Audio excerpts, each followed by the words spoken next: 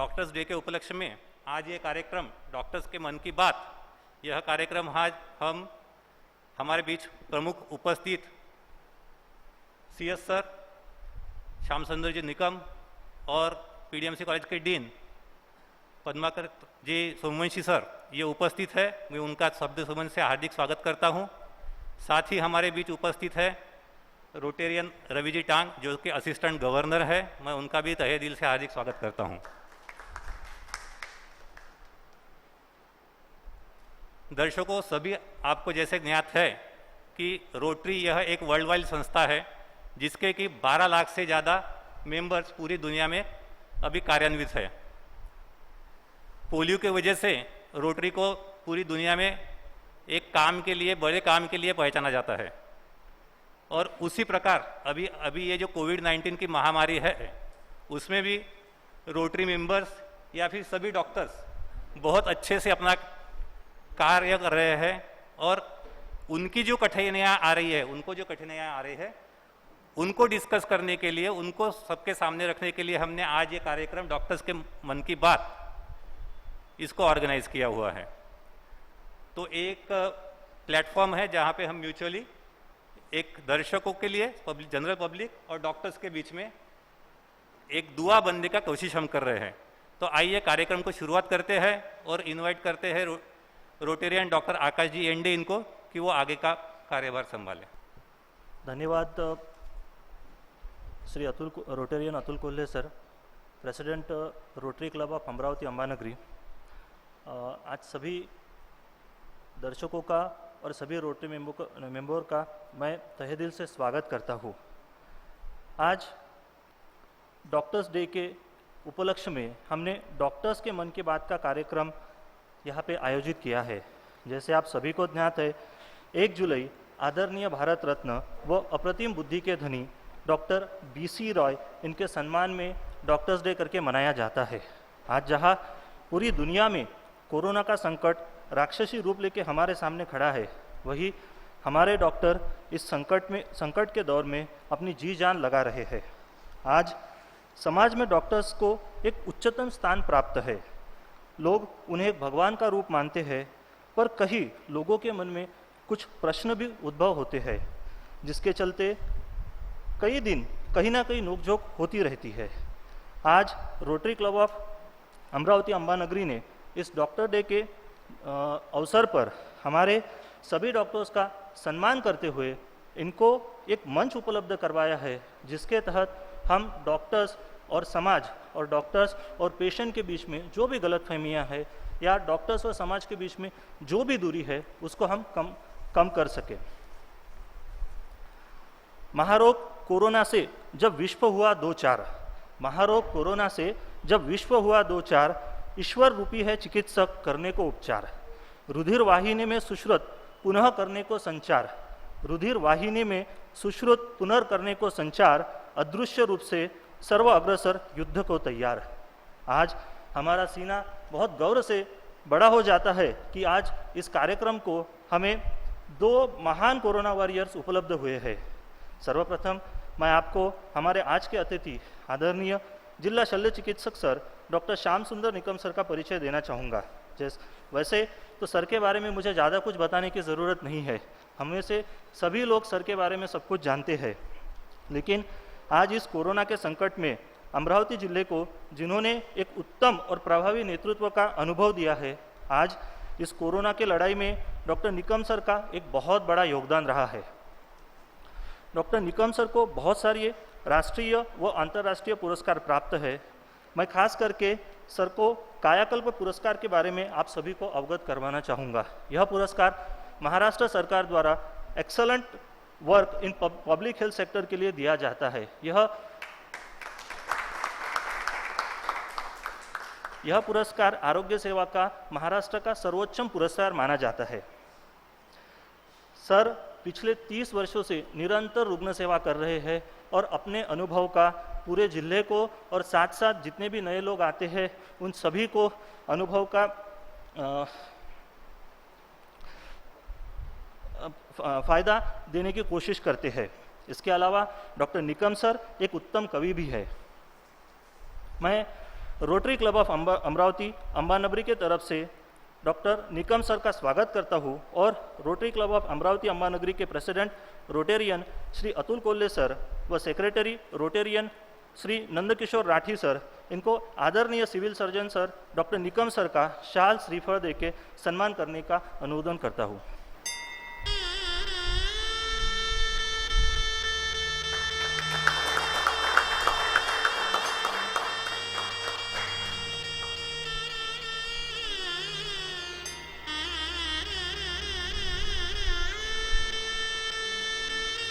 धन्यवाद सर।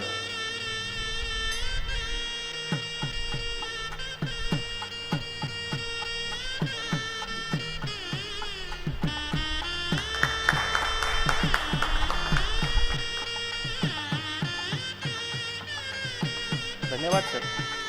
हमारे आज के दूसरे अतिथि enclave chairman rotarian doctor Padmakar Somvanshi sir, dean doctor Panjabrao Deshmukh memorial medical college Amravati, इनका स्वागत करने के लिए आज के हमारे project director rotarian doctor Nikhil Bhatnerkar sir व हमारे assistant governor rotarian doctor Sameer Kedia sir को आमंत्रित करता हूँ।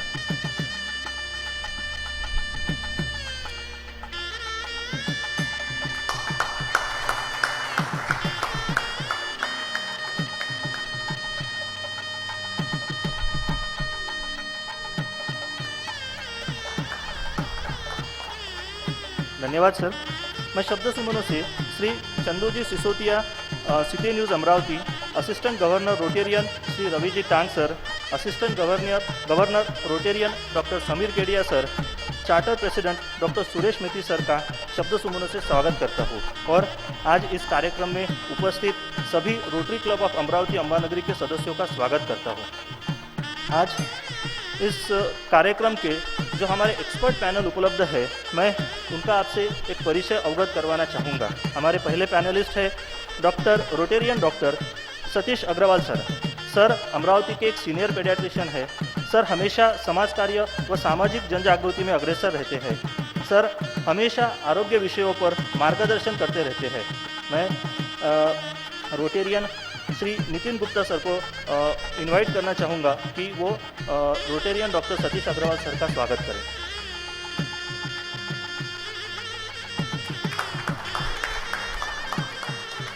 धन्यवाद सर। इसके बाद हमारे Rotarian doctor Saurabh Lande sir. Sir प्रख्यात किडनी तज्ञ व फिजिशियन है। डॉक्टर सौरभ लांडे सर संचालक तिरुपति किडनी व dialysis hospital Rajendra colony Amravati, consultant nephrologist hitech hospital व सुपर स्पेशलिटी हॉस्पिटल अमरावती। मैं रोटेरियन श्री गौरव वानखड़े जी को आमंत्रित करना चाहूँगा कि वह Rotarian doctor Saurabh Lande sir का सम्मान करें।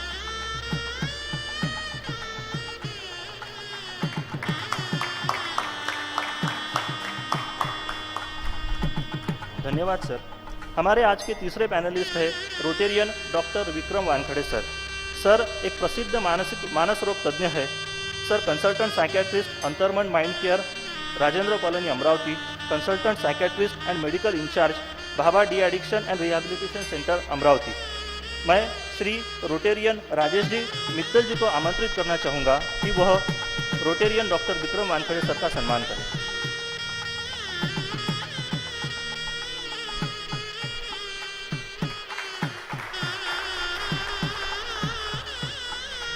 हमारे आज के चौथे पैनलिस्ट है रोटेरियन श्री नंदकिशोर जी राठी। तीसरे पैनलिस्ट है रोटेरियन श्री विवेक जी मराठी। यह एक प्रसिद्ध पत्रकार, सामाजिक कार्यकर्ता है।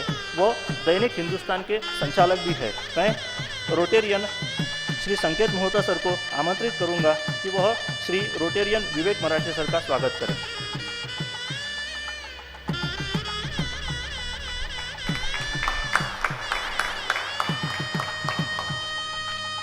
हमारे आज के कार्यक्रम के चौथे पैनलिस्ट है रोटेरियन श्री नंदकिशोर जी राठी।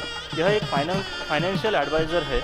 मैं डॉक्टर ऋषिकेश नागलकर सर को आमंत्रित करूंगा कि वह Rotarian doctor Shri Nandkishore Rathi sir का स्वागत कीजिए।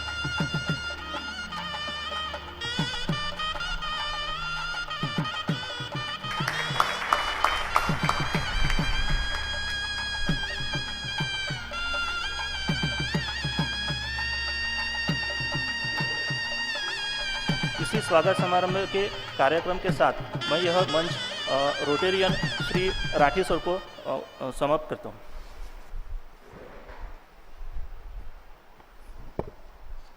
बहुत बहुत धन्यवाद डॉक्टर एंडे साहब, आज के हमारे प्रोजेक्ट डायरेक्टर। मैं आदरणीय Shri Somvanshi sir, doctor Somvanshi sir, मैं हमारे अमरावती के civil surgeon Shri Nikam sir, doctor Nikam sir, इनको यहाँ आमंत्रित करता हूँ कि वे हमें मार्गदर्शन करें। थँक्यू. मराठीतच बोलतो, चांगला वाटेल. सर्वप्रथम डॉक्टर डेच्या सर्वांना शुभेच्छा. परिस्थिती सगळ्यांना माहीतच आहे काय आहे. जगातली आकडेवारी मीडियामुळं जी काही भयानकता दाखवते आहे, तशा प्रकारचं चित्र सध्या तरी आपल्या अमरावतीत दिसत नाही आहे. सुरुवातीला जे काही वाटत होतं, जरी आजार भयंकर असला, पण एक आता सरांचं सहकार्य आहे, सोमन सरांचं आणि आपल्या सगळ्यांचं, आणि आपल्याकडे काम करणारे जे डॉक्टर्स आहेत यांचा सहभाग, त्याच्यामुळं कुठेतरी आपल्याला या आजारावरचा उपाय सापडल्यासारखं वाटतं आहे. आमच्या दृष्टीनं जे लक्षात आलं आमच्या, त्यात सगळ्यात महत्त्वाचं, रुग्ण जर अगोदर आपल्याकडे आला आणि त्याला जर आपण व्यवस्थित मॉनिटर करत गेलो तर पुढचे कॉम्प्लिकेशन नक्कीच आपण थांबवू शकतो.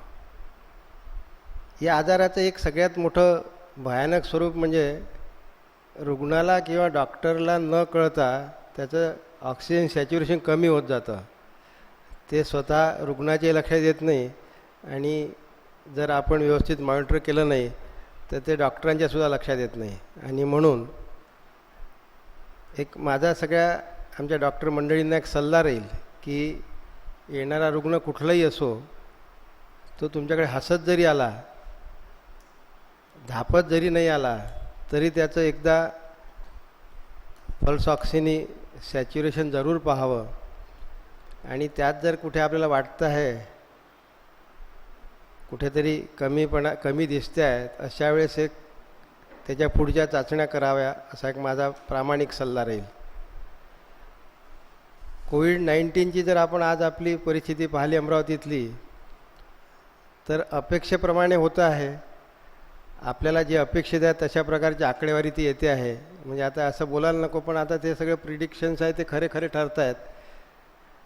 आता लॅब आणि आम्ही दोघा मिळून तर असं ठरवून टाकलं की उद्या किती केसेस निघणार आहे, आम्ही त्या लॅबच्या रिपोर्टवरून ठरवून टाकतो उद्या इतके येणार आहेत पॉझिटिव्ह. तर एवढं आता त्याचं एक होऊन गेलेलं आहे. सामान्य नागरिकांकडून किंवा जनतेकडून एवढीच अपेक्षा आहे की ज्या महत्त्वाच्या 3 बाबी सांगितल्या जातात, एक सामाजिक अंतर ठेवणं, दुसरं मास्क लावून राहणं, आणि तिसरं वारंवार हात धुणं किंवा सॅनिटायझेशन. तर या गोष्टी पाळल्या गेल्या तर कदाचित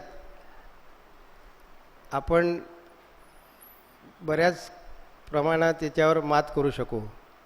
पण शेवटी निसर्ग आहे, कसं वळण घेईल, आज आपल्याला जे वाटतं ते होईलच असे काही आपण गॅरंटी देऊ शकत नाही.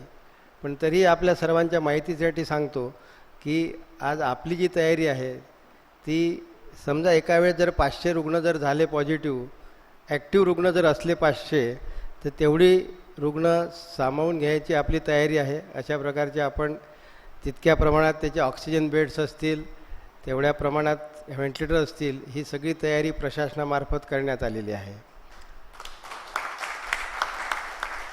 नवीन गाईडलाईननुसार जरी सगळ्यांना माहीत आहेत त्या की असिम्प्टोमॅटिक घरीसुद्धा ट्रीटमेंट घेऊ शकतो, पण तशा प्रकारचं अजून आपण ठरवलेलं नाही आहे.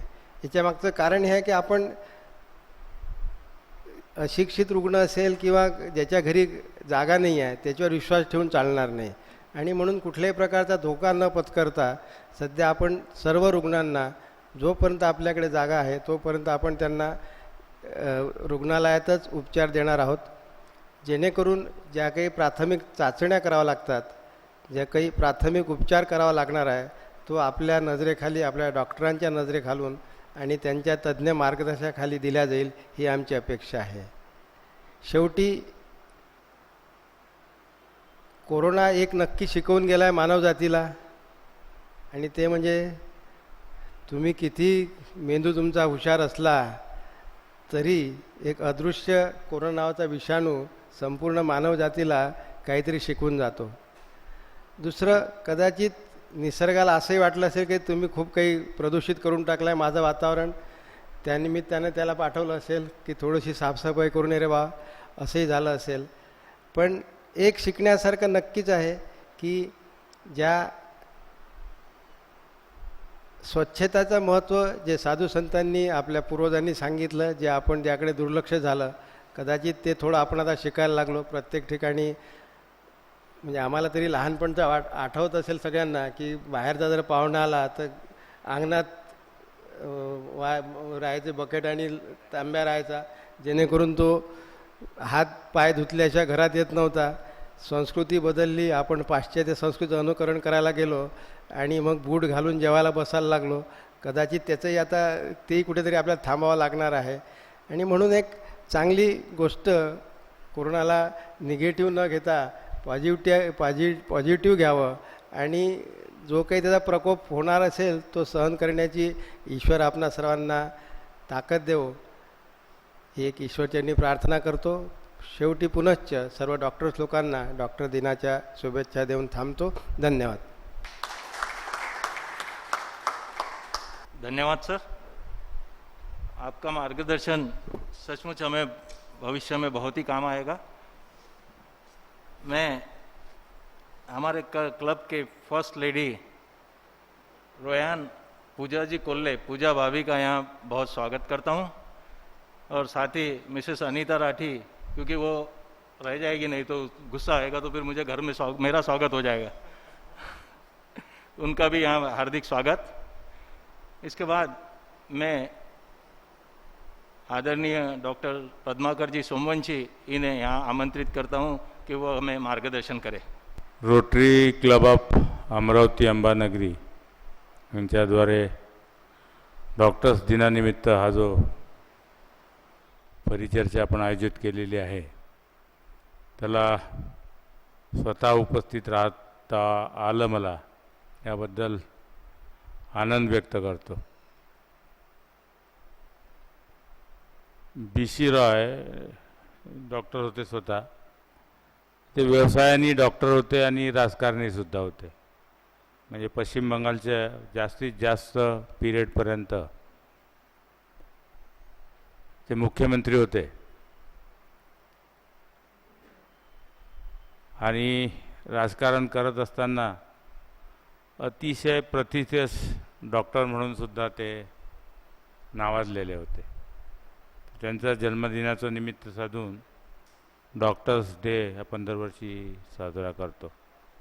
आपल्याला माहीत आहे की टेक्नॉलॉजी दिवसेंदिवस वाढत आहे, तशी ती मेडिकल फील्डमध्ये सुद्धा येत आहे.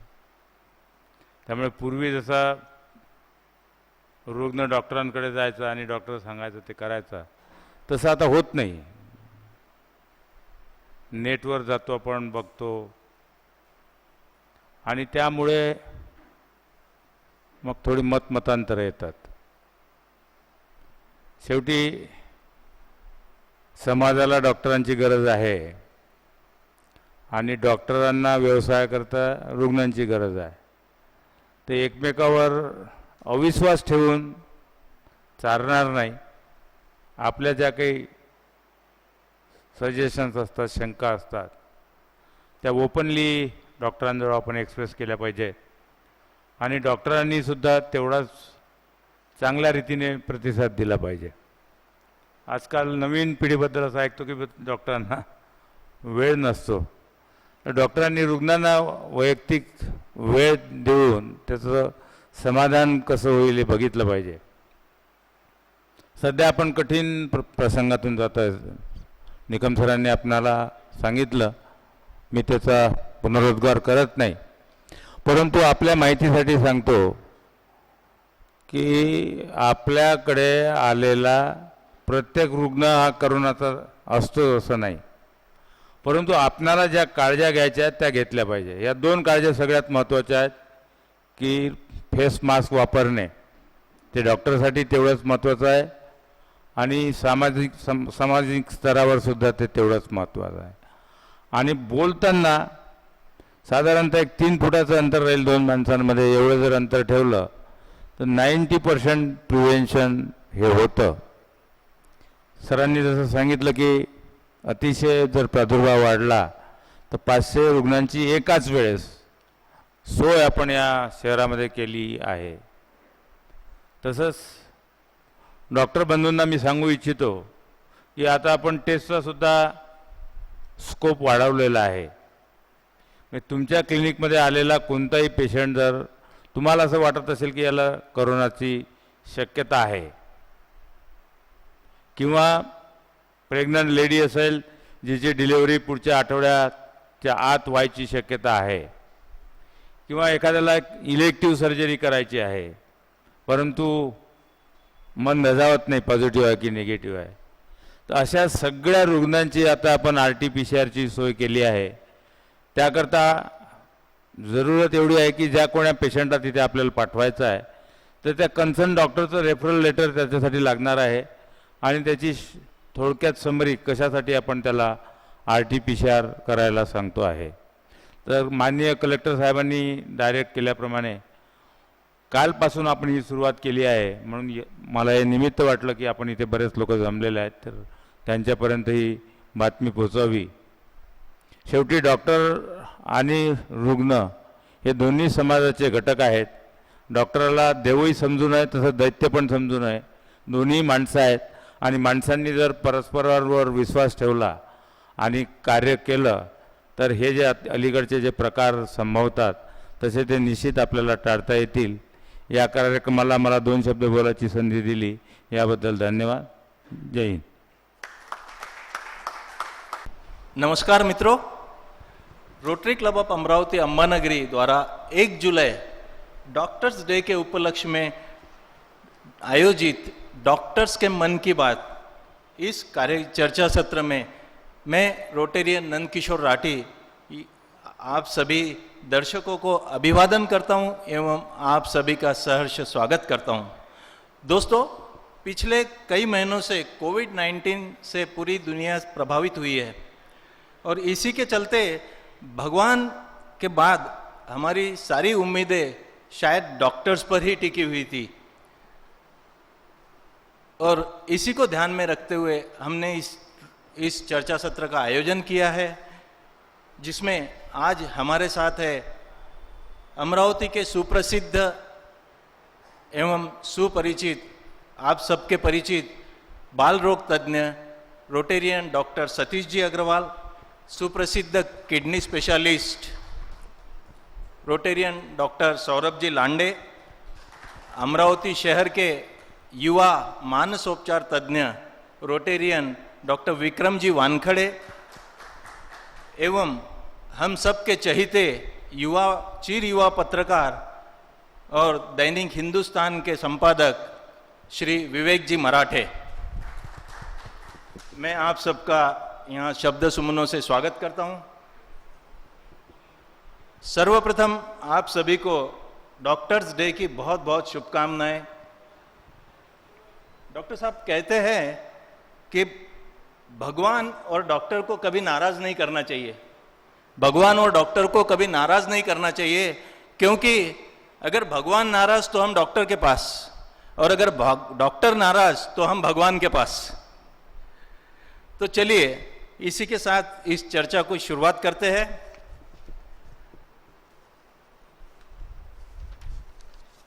डॉक्टर साहब, डॉक्टर सतीश जी से हम इस चर्चा की शुरुआत करते हैं. डॉक्टर साहब, हर बार आप इस ओर होते हैं, हर कोई यहाँ पर आपको क्वेश्चन पूछते हुए देखता है और इस बार आप हॉट सीट पर है, तो क्यों ना हम सतीश जी से इस चर्चा की शुरुआत करें. डॉक्टर साहब, हमारे दर्शक आपसे ये जानना चाहते हैं कि इस कोविड-19 के चलते क्या सचमुच बीमारियां कम हुई हैं? रोटरी नंद किशोर जी, पहले तो आपको धन्यवाद और बधाई, जिस तरह से आप संचालन कर रहे हैं। हॉट सीट का आपने उल्लेख किया तो अब गर्मी लगनी शुरू हुई, अभी तक तो नहीं लग रही थी, हॉट सीट की अब गर्मी लग रही है। अभी आपका जो प्रश्न है उसके पहले मैं रोटरी क्लब अम्बा नगरी को बधाई और अभिवादन कि इतना अच्छा कार्यक्रम आयोजित किया है, इसलिए कि ये बताता है कि डॉक्टरों को भी मन होता है और उनको भी मन की बात कहनी होती है। तो आपने जो प्लेटफॉर्म यहाँ पर मुहैया कराया उसके लिए आयोजकों का बिल्कुल हृदय से आभार। प्रश्न की ओर आते हैं। हाँ, ताली तो बनती है ना भाई। प्रश्न की ओर आते हैं कि कोविड में क्या बीमारियों में कमी आई है। तो जैसा हम देख रहे थे कि अभी सर ने बताया, तो जो कोरोना महामारी है ये अपने आप में एक वायरस है, इससे होने वाली बीमारी कोविड बीमारी बोलते हैं, और इससे ज़्यादा से ज़्यादा सांस की बीमारियाँ, छाती पे, रेस्पिरेटरी सिस्टम पे असर होता है। तो ये बीमारियाँ बढ़ी है, लेकिन साथ साथ में ये देखा गया कि जो दूसरी इन्फेक्शस डिजीज, संक्रामक बीमारियाँ, उसमें कमी आई है। लेकिन जो नॉन कम्युनिकेबल डिजीज़ है, जिसको हम लॉन्ग टर्म डिजीज़ बोलते हैं, जैसे ब्लड प्रेशर हो गया, डायबिटीज़ हो गया, किडनी की बीमारियाँ हो गई, उसमें कोई कमी नहीं आई है। जैसा कि डॉक्टर साहब ने हमें बताया है कि बीमारियों में थोड़ी बहुत कमी आई है, तो इसके क्या कारण हो सकते हैं डॉक्टर सौरभ जी? देखिए, निश्चित तौर पर जैसे अग्रवाल जी ने कहा है, अग्रवाल सर ने कहा है कि बीमारियाँ ये दो प्रकार की है, कम्युनिकेबल और नॉन कम्युनिकेबल। तो जो नॉन कम्युनिकेबल बीमारियाँ जैसे blood pressure, sugar, thyroid, kidney की बीमारियाँ, इनमें कोई कमी नहीं आई है। लेकिन जो कम्युनिकेबल बीमारियाँ हैं जो आसानी से फैल सकती है, उनमें निश्चित तौर पे कमी देखी गई है। तो आज ये जो कोविड के चलते जो हम सबके लाइफ में एक मॉडिफिकेशन आया है, इनके चलते बीमारियाँ डेफिनेटली कम हुई है। आज हम स्वच्छता की ओर बढ़े, इस कारण आज हम बार बार हाथों को सैनिटाइज कर रहे हैं। हम आज हाइजीनिक फूड की तरफ गए, तो इसके चलते जो पेट से रिलेटेड डायरिया, डिसेंट्री और बाकी पेट के विकार है, ये कम हुए हैं। आज हमारा लोगों से मिलना कम है, हम सोशल डिस्टेंसिंग के नॉर्म फॉलो कर रहे हैं। इस कारण से कॉमन फ्लू, कॉमन कोल्ड या अपर रेस्पिरेटरी ट्रैक जैसी ये बीमारियाँ डेफिनेटली कम हुई है। आज जो कर्फ्यू लगा तो रास्ते पे यातायात कम हुई, उससे चलते एक्सीडेंट से रिलेटेड पेशेंट और उसकी संख्या कम हुई है। तो आज ये जो हमारे जीवन शैली में बदलाव आया, उससे चलते कम्युनिकेबल डिजीज़ में डेफिनेटली कुछ कमी पाई गई है। ये शारीरिक बीमारियों की बात कर रहा हूँ, मानसिक बीमारियों पे डेफिनेटली कोई ना कोई परिवर्तन आया है। हमारे साथ डॉक्टर विक्रम जी शायद हमें बता पाए। मैं डॉक्टर विक्रम जी के भी इस विषय पर विचार जानना चाहूँगा। जी नंदकिशोर जी, मैं इस प्रोग्राम के माध्यम से बताना चाहूँगा अपने दर्शकों को कि ज़रूर, जैसे कि अभी हमारे बीच चर्चा चल रही है कि बीमारियाँ जो है काफ़ी अलग अलग तरीके की होती है। कुछ एक्यूट होती है शॉर्ट टर्म के लिए, और कुछ क्रॉनिक होती है, दीर्घकाल चलने वाली होती है। उसी तरह का जो वर्गीकरण है वो मानसिक बीमारियों में भी होता है। तो कुछ जगहों पे कमी आई है मानसिक बीमारियों में, वो क्यों, इसका मैं आपको बताता हूँ। क्योंकि इस लॉकडाउन के दरमियान काफ़ी समय हमने अपने परिजनों के साथ में बिताया है, अपने घर में अपने अपनों के साथ बिताया है, जो कि एक बहुत अच्छा स्ट्रेस बस्टर साबित होता है मेरे ख्याल से। स्पेशली हमारा जो साइकेट्री का जो मोटो है इस साल जो चल रहा है, वो है सुसाइड प्रिवेंशन के ऊपर। तो सुसाइड प्रिवेंशन में, आत्महत्या प्रतिबंध में भी इस तरह के माहौल का बहुत अच्छा इस्तेमाल होता है, क्योंकि जब आपके परिजन आपके साथ में है तो इसकी भी जो संभावना है वो काफ़ी कम हो जाती है। एक और तरफ ध्यान में आपका आकर्षित करना चाहूँगा, बिकॉज मैं एक डी एडिक्शन सेंटर में भी वर्क करता हूँ। तो एडिक्शन से रिलेटेड जो चीज़ें हैं, जो बीमारियाँ हैं, शारीरिक और मानसिक, वो दोनों में कमी आई है। क्योंकि काफ़ी महीनों तक शराब की दुकानें बंद थी, काफ़ी प्रकार के नशीले पदार्थ जो है वो समाज में मिलना बंद हो गए थे, मुश्किल हो गए थे मैं कहूँगा। तो उसके वजह से जो बीमारियाँ होती है उसमें ज़रूर कुछ हद तक कमी आई है। जैसा कि आप तीनों ने बताया कि बीमारियों में कुछ हद तक कमी आई थी, तो मैं डॉक्टर सौरभ जी से ये पूछना चाहूँगा कि क्या सचमुच यही रीज़न था कि काफ़ी अस्पताल बंद थे इस पेंडेमिक पीरियड, लॉकडाउन के पीरियड के दरमियान? ये सवाल काफ़ी वायरल हुआ, इस काफ़ी लोगों के दिल में ये सवाल है कि क्या अस्पताल बंद थे। मैं आज ये प्लेटफॉर्म से क्लियर करना चाहता हूँ, देखिए कोई भी अस्पताल बंद नहीं थे।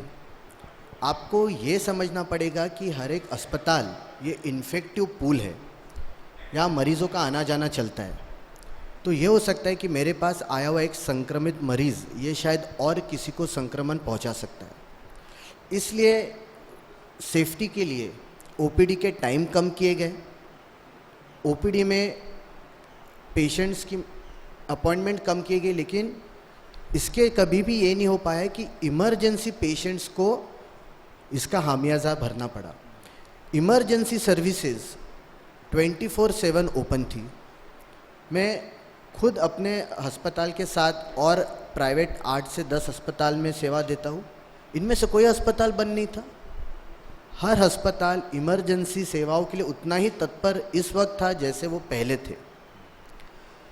कुछ जैसे कोविड बीमारी है तो गाइडलाइंस में थोड़ी फ़र्क पड़ी, बट जहाँ तक मैं जानता हूँ कोई अस्पताल बंद नहीं थे। सही है, अस्पताल बंद नहीं थे ऐसा सौरभ जी हमें बता रहे हैं। और एज ए मीडिया पर्सन विवेक जी, आप इसमें कुछ जोड़ना चाहेंगे?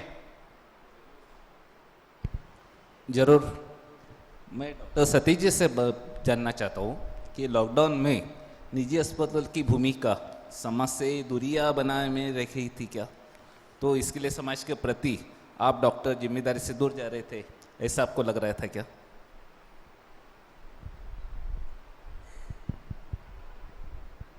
मैं सौरभ जी की बात को आगे बढ़ाता हूँ। विवेक जी का प्रश्न जो मैं समझ रहा हूँ कि दवाखाने बंद थे इसलिए समाज से दूरी निर्माण हो रही थी और डॉक्टरों के विषय में एक भ्रम निर्माण हो रहा था। मेरे ख्याल से ये प्रश्न है। तो जब ये लॉकडाउन शुरू हुआ तो हमको सरकार की तरफ से और हमारे ऑर्गेनाइजेशन की तरफ से ऐसे गाइडलाइंस आए थे, जैसे सौरभ ने बताया, दवाखाने कम से कम समय शुरू रखने ताकि वहाँ पर पेशेंट और उनके रिलेटिव्स ज़्यादा से ज़्यादा जमा नहीं हो।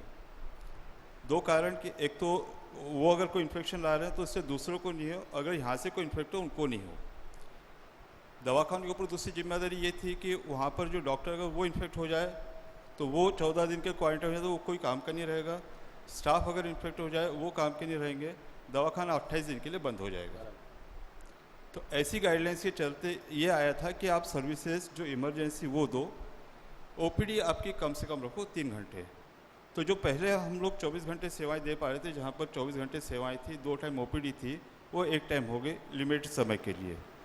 तो अब किसी बच्चे को, किसी पेशेंट को और टाइम में ओपीडी टाइम के बाद में आना हो तो वो सेवाएं नहीं मिल रही थी गाइडलाइंस के चलते।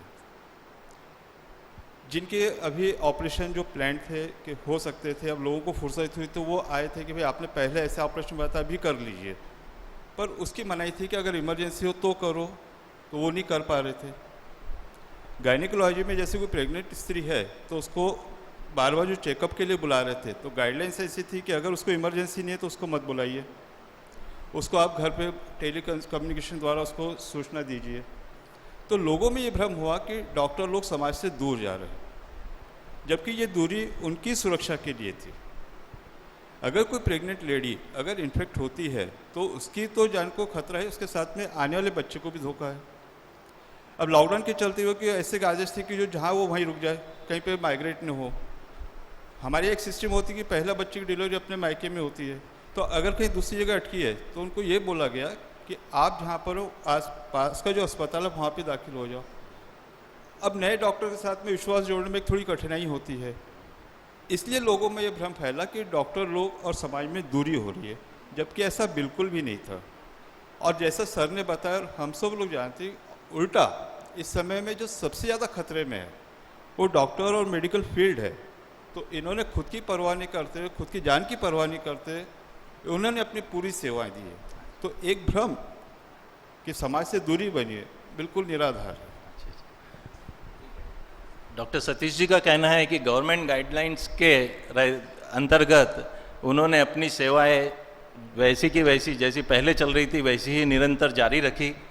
लेकिन हमने ये पाया है सोशल मीडिया के थ्रू या बाहर से हमें ये पता चला है कि ये पेंडेमिक लॉकडाउन के दरमियान काफ़ी पैथोलॉजिकल इन्वेस्टिगेशन जैसे एक्सरेज इनमें भी कमी आई। तो विक्रम जी, क्या आप इस पर क्या बताना चाहेंगे? जी देखिए, सबसे पहले हमें ये जानना होगा कि हम इन्वेस्टिगेशंस क्यों कराते हैं। हमारे पास जब एक मरीज़ आता है एक पर्टिकुलर सिम्टम्स, एक पर्टिकुलर लक्षण लेके, तो उसको डायग्नोसिस परफेक्ट करने के लिए और उसका ट्रीटमेंट मैनेजमेंट को फिक्स करने के लिए हमें एक पर्टिकुलर उससे रिलेटेड इन्वेस्टिगेशन कराने होते हैं, चाहे वो खून की जांच हो, चाहे एक्सरेज हो, चाहे सोनोग्राफी हो, इस तरह की। तो जब हमने अभी सुना हमारे चर्चा में कि कुछ पर्टिकुलर प्रकार की बीमारियों में कमी आई थी, तो उससे रिलेवेंट इन्वेस्टिगेशंस में कमी आना स्वाभाविक है। इसी के साथ साथ और एक मुद्दा मैं यहाँ पे जोड़ना चाहूँगा कि जैसे हम इमरजेंसीज को प्राधान्य दे रहे थे, तो काफ़ी सारे इलेक्टिव प्रोसीजर्स जो थे, कुछ सर्जरीज होंगे या फिर कुछ इलेक्टिव प्रोसीजर्स होंगे, उसको थोड़ा पोस्टपोन किया जा रहा था। तो जब प्रोसीजर करनी है उसके ठीक थोड़ा पहले ही इन्वेस्टिगेशन कराना ये ज़्यादा बेहतर होता है, ताकि वो सर्जरीज में या फिर वो प्रोसीजर्स में हमें हेल्प मिले। और मेरी वाइफ डॉक्टर रीचा खुद पैथोलॉजिस्ट है, तो ये तो मैं दावे के साथ कह सकता हूँ कि जो रिलेवेंट इन्वेस्टिगेशंस है, जो अभी जो बीमारियाँ आ रही थी उनके लिए जो ज़रूरी इन्वेस्टिगेशंस थे वो तो हो ही रहे थे। मेरे ख्याल से आईसीयू में या फिर इमरजेंसीज में जो हो रहे थे इन्वेस्टिगेशन, डॉक्टर सौरभ शायद से और अच्छे से बता पाएंगे, क्या वो उनमें कोई कमी आई है? जी, मैं पूरी तरह से सहमत हूँ जो डॉक्टर विक्रम जी कह रहे हैं। ओपीडी बेस्ड इन्वेस्टिगेशंस में कमी आई क्योंकि नंबर ऑफ़ पेशेंट्स कम हुए, लेकिन ये सिनारियो इमरजेंसी या आईसीयू बेस्ड में नहीं है। आप ये समझिए कि हम इन्वेस्टिगेशंस क्यों कर रहे हैं। अगर मुझे जानना है कि मेरा पेशेंट से इम्प्रूव हो रहा है या डिटोरिएट हो रहा है, तो मुझे उसके ब्लड पैरामीटर से ही पता चलेगा। आज उसकी सांस की बीमारी कम हो रही है या बढ़ रही है, तो मुझे ये शायद मेरे एक्सरे से पता चलेगा पेशेंट के। वैसे ही ब्रेन से रिलेटेड प्रॉब्लम्स के लिए मुझे स्कैन करना है। तो आई गेस जो आईसीयू में है, हमें वहाँ फ्रीक्वेंट इन्वेस्टिगेशंस करनी पड़ती है to monitor the progress of the patient और to know the early deterioration of the patient, कि हमारा पेशेंट सुधर रहा है या उस पर हमारा इलाज उतनी बेहतर रूप से काम नहीं करे, उसे बदलने की ज़रूरत है। तो आई गेस आईसीयू या इमरजेंसी रिलेटेड इन्वेस्टिगेशंस, इनमें कई कमी नहीं आई हैं। लेकिन डॉक्टर साहब, जैसे कि सोशल मीडिया और बाकी न्यूज़पेपर्स में वगैरह हम लोग देखते हैं कि यहाँ पे तक आया है कि करीब 95% डिलीवरीज स्पेशली नॉर्मल हुई है। काफ़ी सिजेरियन सेक्शंस में भी कमी आई है। इस पर मैं डॉक्टर सतीश जी की राय जानना चाहूँगा। नंदकिशोर जी बताइए कि एक बहुत ही उपयुक्त प्रश्न पूछा है जो शायद हमारे काफ़ी लोगों के जनमानस में है। व्हाट्सएप पर एक मैसेज काफ़ी दिनों से घूम रहा है कि लॉकडाउन में 95% बच्चे जो हुए नॉर्मल हुए हैं, और हुआ तो 5% डिलीवरी सीजन से हुई है। और इसका सीधा दोष उन्होंने डॉक्टरों पर दिया है कि लॉकडाउन में जब 95% नॉर्मल हो सकते हैं तो बाकी समय में क्यों नहीं। तो मेरा ऐसा मानना है कि अगर दुनिया की सबसे प्रतिष्ठित कोई अगर यूनिवर्सिटी होगी तो व्हाट्सएप है। और उससे निकलने वाले छात्र कितने सही है गलत पता नहीं है। सही है। हर दिन आप देखोगे पिछले 2.5 महीने में हर चीज़ के इतने सारे मैसेज, इतने सारे नुस्खे कि लोग हमको आके बताते थे कि डॉक्टर साहब इसकी तो वैक्सीन निकल गई है, बोले अभी कभी कनाडा में निकल गई, स्विट्ज़रलैंड में निकल गई, स्वीडन में, हमको पता नहीं है। अभी मूल मुद्दे पर कि 95% सीजरियन नहीं हुए, नॉर्मल हुई है। तो मैं आपसे इसका सोर्स जानना चाहूँगा, ये आपको कहाँ से पता चला?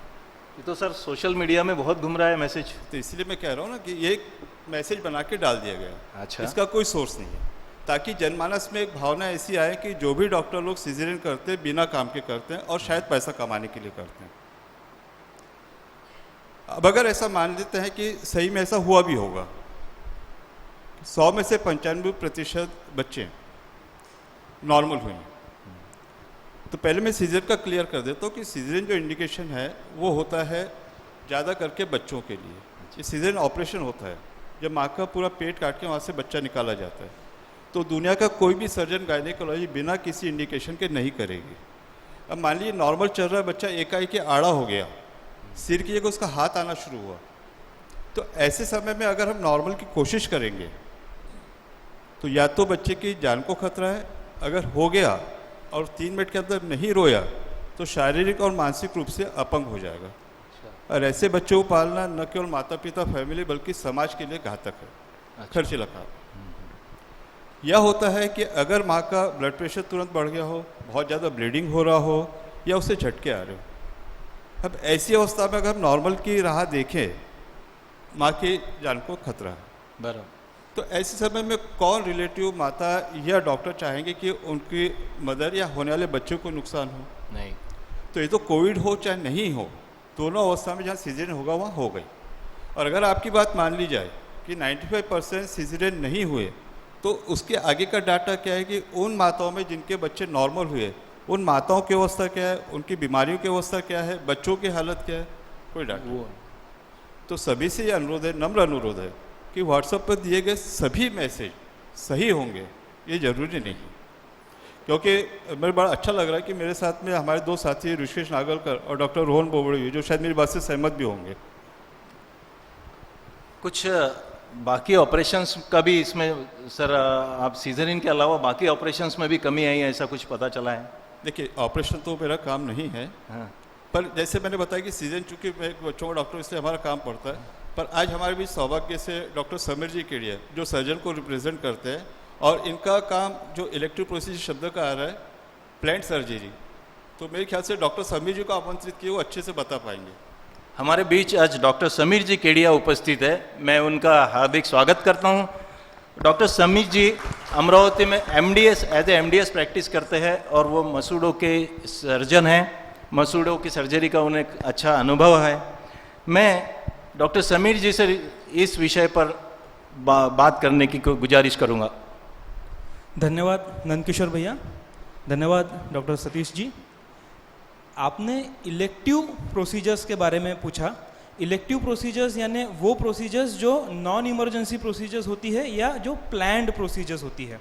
तो ये जो प्लान्ड प्रोसीजर्स होती है, इनको हम कुछ समय के लिए किसी विशेष परिस्थितियों में आगे बढ़ा सकते हैं, उनको कुछ हद तक टाल सकते हैं।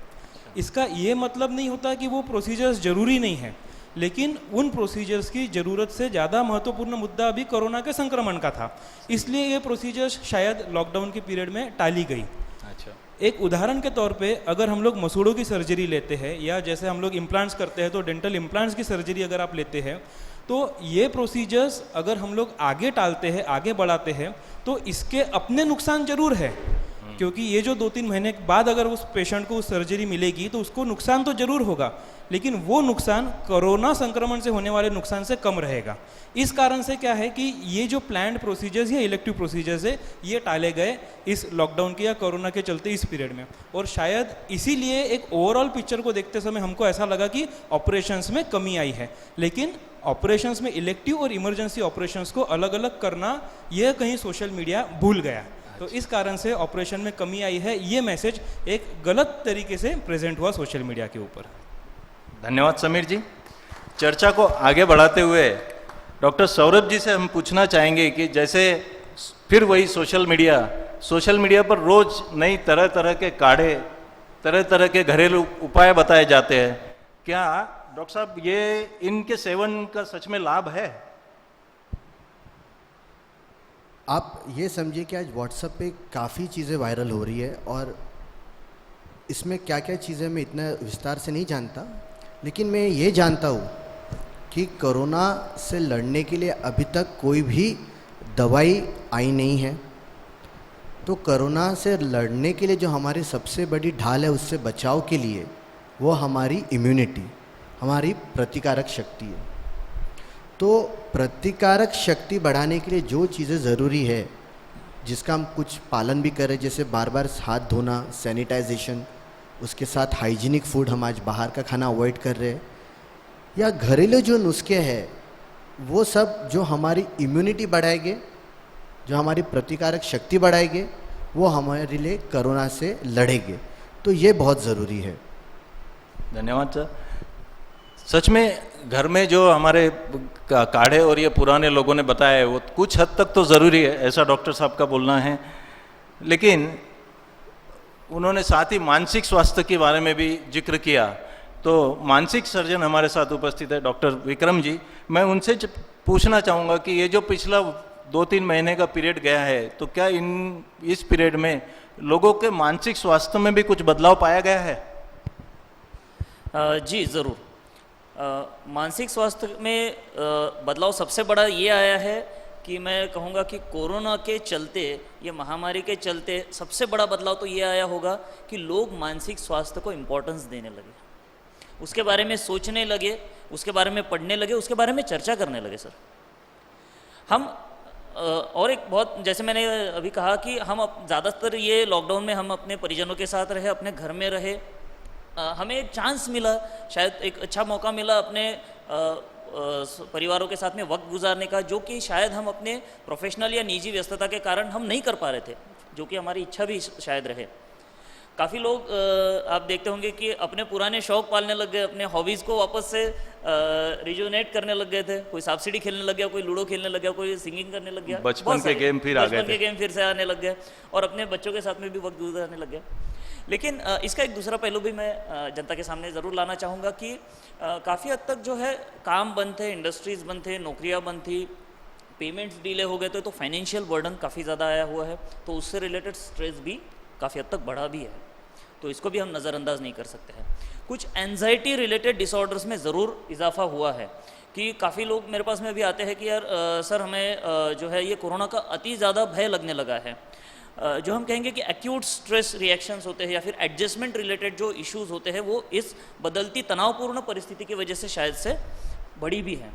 साथ ही साथ में और एक सतीश सर हमारे साथ में है, बच्चों को भी हम यहाँ पे रिप्रेजेंट करना चाहेंगे कि बच्चों के भी मानसिक स्वास्थ्य में थोड़ा परिवर्तन आता है कि बच्चों को घर से बाहर निकलना नहीं मिल रहा है, स्कूल्स बंद है, अपने फ्रेंड्स के साथ में नहीं मिलने को हो रहा है, हम उसको बार बार रोक रहे बाहर मत जाओ, यहाँ मत जाओ।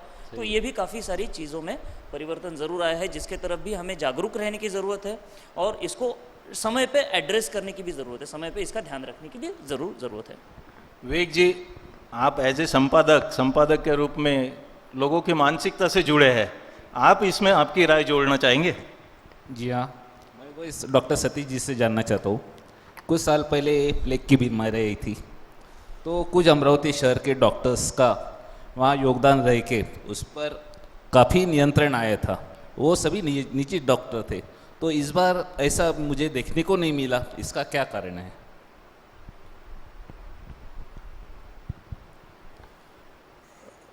मैं इस प्रश्न के अलग अलग पहलू पर बात करूंगा कि कुछ साल पहले जो प्लेग आया था वो 1930-1940 के आसपास में आया था।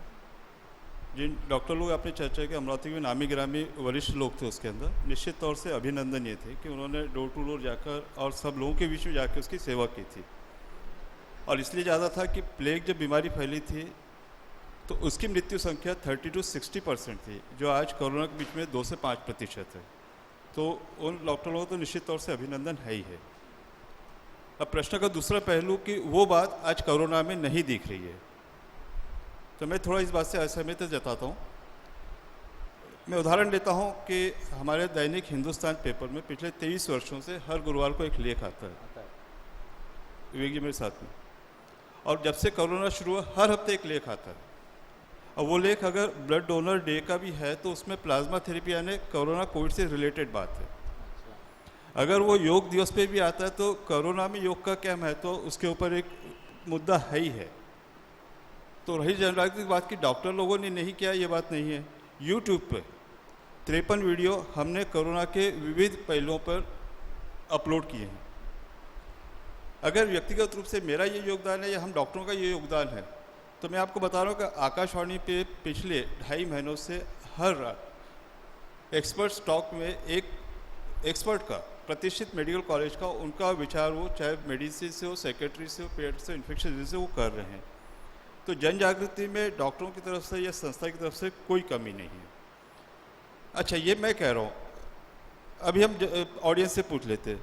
अभी सर ने बताया कि 3 महत्वपूर्ण चीज़ें कोरोना से बचाव के लिए, तो ये जो 2.5 महीने मैसेज गया ये गया, आप मेरे से बताइए पहली बात, आप पहला कौन सा काम करेंगे कोरोना से बचाव के लिए? सोशल डिस्टेंसिंग पहले, दूसरा हैंड वॉशिंग, तीसरा मास्क। तो जब हमारा ऑडियंस जो एक बहुत प्रतिष्ठित प्रबुद्ध ऑडियंस है इस बात को मानता है, तो जो जन जागृति उसमें तो कोई कमी नहीं है। दुर्भाग्य ये हुआ लॉकडाउन के बाद में हम लोगों को केसेस में कमी चाहिए थी, पर अगर हम देखें कि 13 से 20 जून के बीच में हर दिन में जो केसेस आ रहे हैं वो अपने आप में रिकॉर्ड बनते जा रहा था। तो ये जन जागृति का अभाव नहीं है। कोरोना सिर्फ वायरस बीमारी नहीं है, ये हमारे ह्यूमन बिहेवियर पे भी डिपेंड करती है कि हम लोगों ने जो सुझाव दिए थे उसका कितना पालन किया है। हम लोग आज भी देख रहे हैं कितने लोग मास्क लगाए घूम रहे हैं, सोशल डिस्टेंस कितना फॉलो कर रहे हैं। तो इसलिए कि डॉक्टर लोग अपनी जिम्मेदारी नहीं निभा रहे या जन जागृति में उनका योगदान नहीं है, मैं इससे ऐसा नहीं। डॉक्टर लोगों का तो बहुत ही सराहनीय कार्य रहा है सर इस पीरियड में, लेकिन मैं डॉक्टर विक्रम जी से ये पूछना चाहूँगा कि डॉक्टर साहब, हमें बताया जा रहा है कि सैनिटाइजर हाथ में लगा लो, कोरोना नष्ट हो जाएगा। 20 सेकेंड साबुन से हाथ धो लीजिए, कोरोना नष्ट हो जाएगा।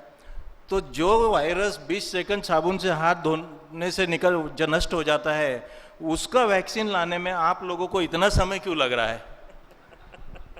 आज संपूर्ण विश्व इस वैक्सीन की राह देख रहा है, तो आप हमें थोड़ा सा मार्गदर्शन कीजिए कि इस इस वैक्सीन के लाने की प्रक्रिया क्या होती है।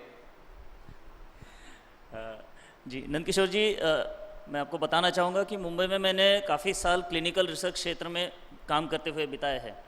तो जो भी दवाई बनती है या जो भी वैक्सीन बनती है, चाहे कितनी छोटी से छोटी हम माने उसको, बड़ी से बड़ी माने, उसका प्रभाव नहीं है, लेकिन वो बनने में कोई 1-2 दिन का खेल नहीं होता है।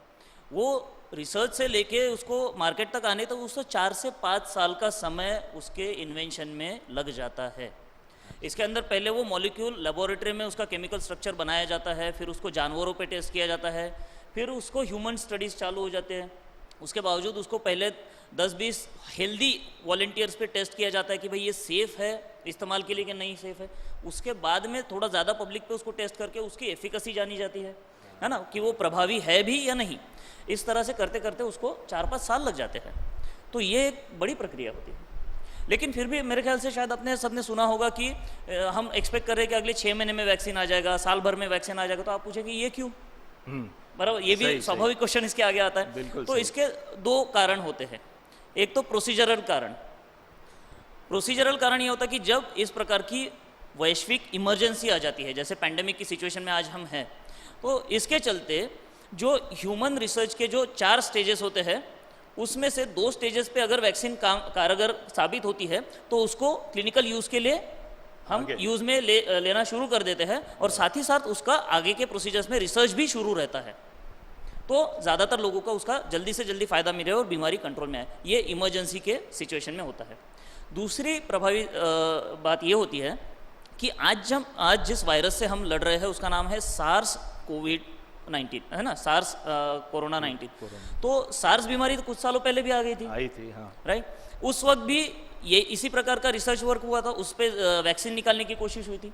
तो उस रिसर्च वर्क से भी हम आगे बढ़ते हुए इस वैक्सीन को जल्दी पाने की संभावना रख सकते हैं। एक अच्छी हम पॉजिटिव होप उसको रखे हुए हैं कि उस रिसर्च से, पुराने जो रिसर्च है उससे भी हमें फ़ायदा मिलेगा। ये ही कारण है कि शायद से हम होप कर रहे हैं कि आने वाले 6 महीने में, साल भर में, 1.5 साल में शायद हमारे हाथ में एक प्रभावी वैक्सीन हो। धन्यवाद। हम भी सर बहुत राह देख रहे हैं वैक्सीन्स की। आगे बढ़ते हुए मैं डॉक्टर सतीश जी से जानना चाहूँगा कि डॉक्टर साहब, अभी वैक्सीन आई नहीं है, और जैसा कि डॉक्टर विक्रम जी बता रहे हैं कि कब तक आएगी यह भी समय निश्चित नहीं है, फिर भी अभी खबरें आ रही है कि आने वाले एक निकट भविष्य में स्कूलें शुरू हो जाएगी।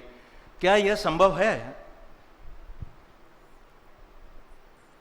स्कूल एक बहुत ही ज्वलंत मुद्दा है, और हमें से जिनके घर में छोटे बच्चे हैं वो इस समस्या को समझ सकते हैं।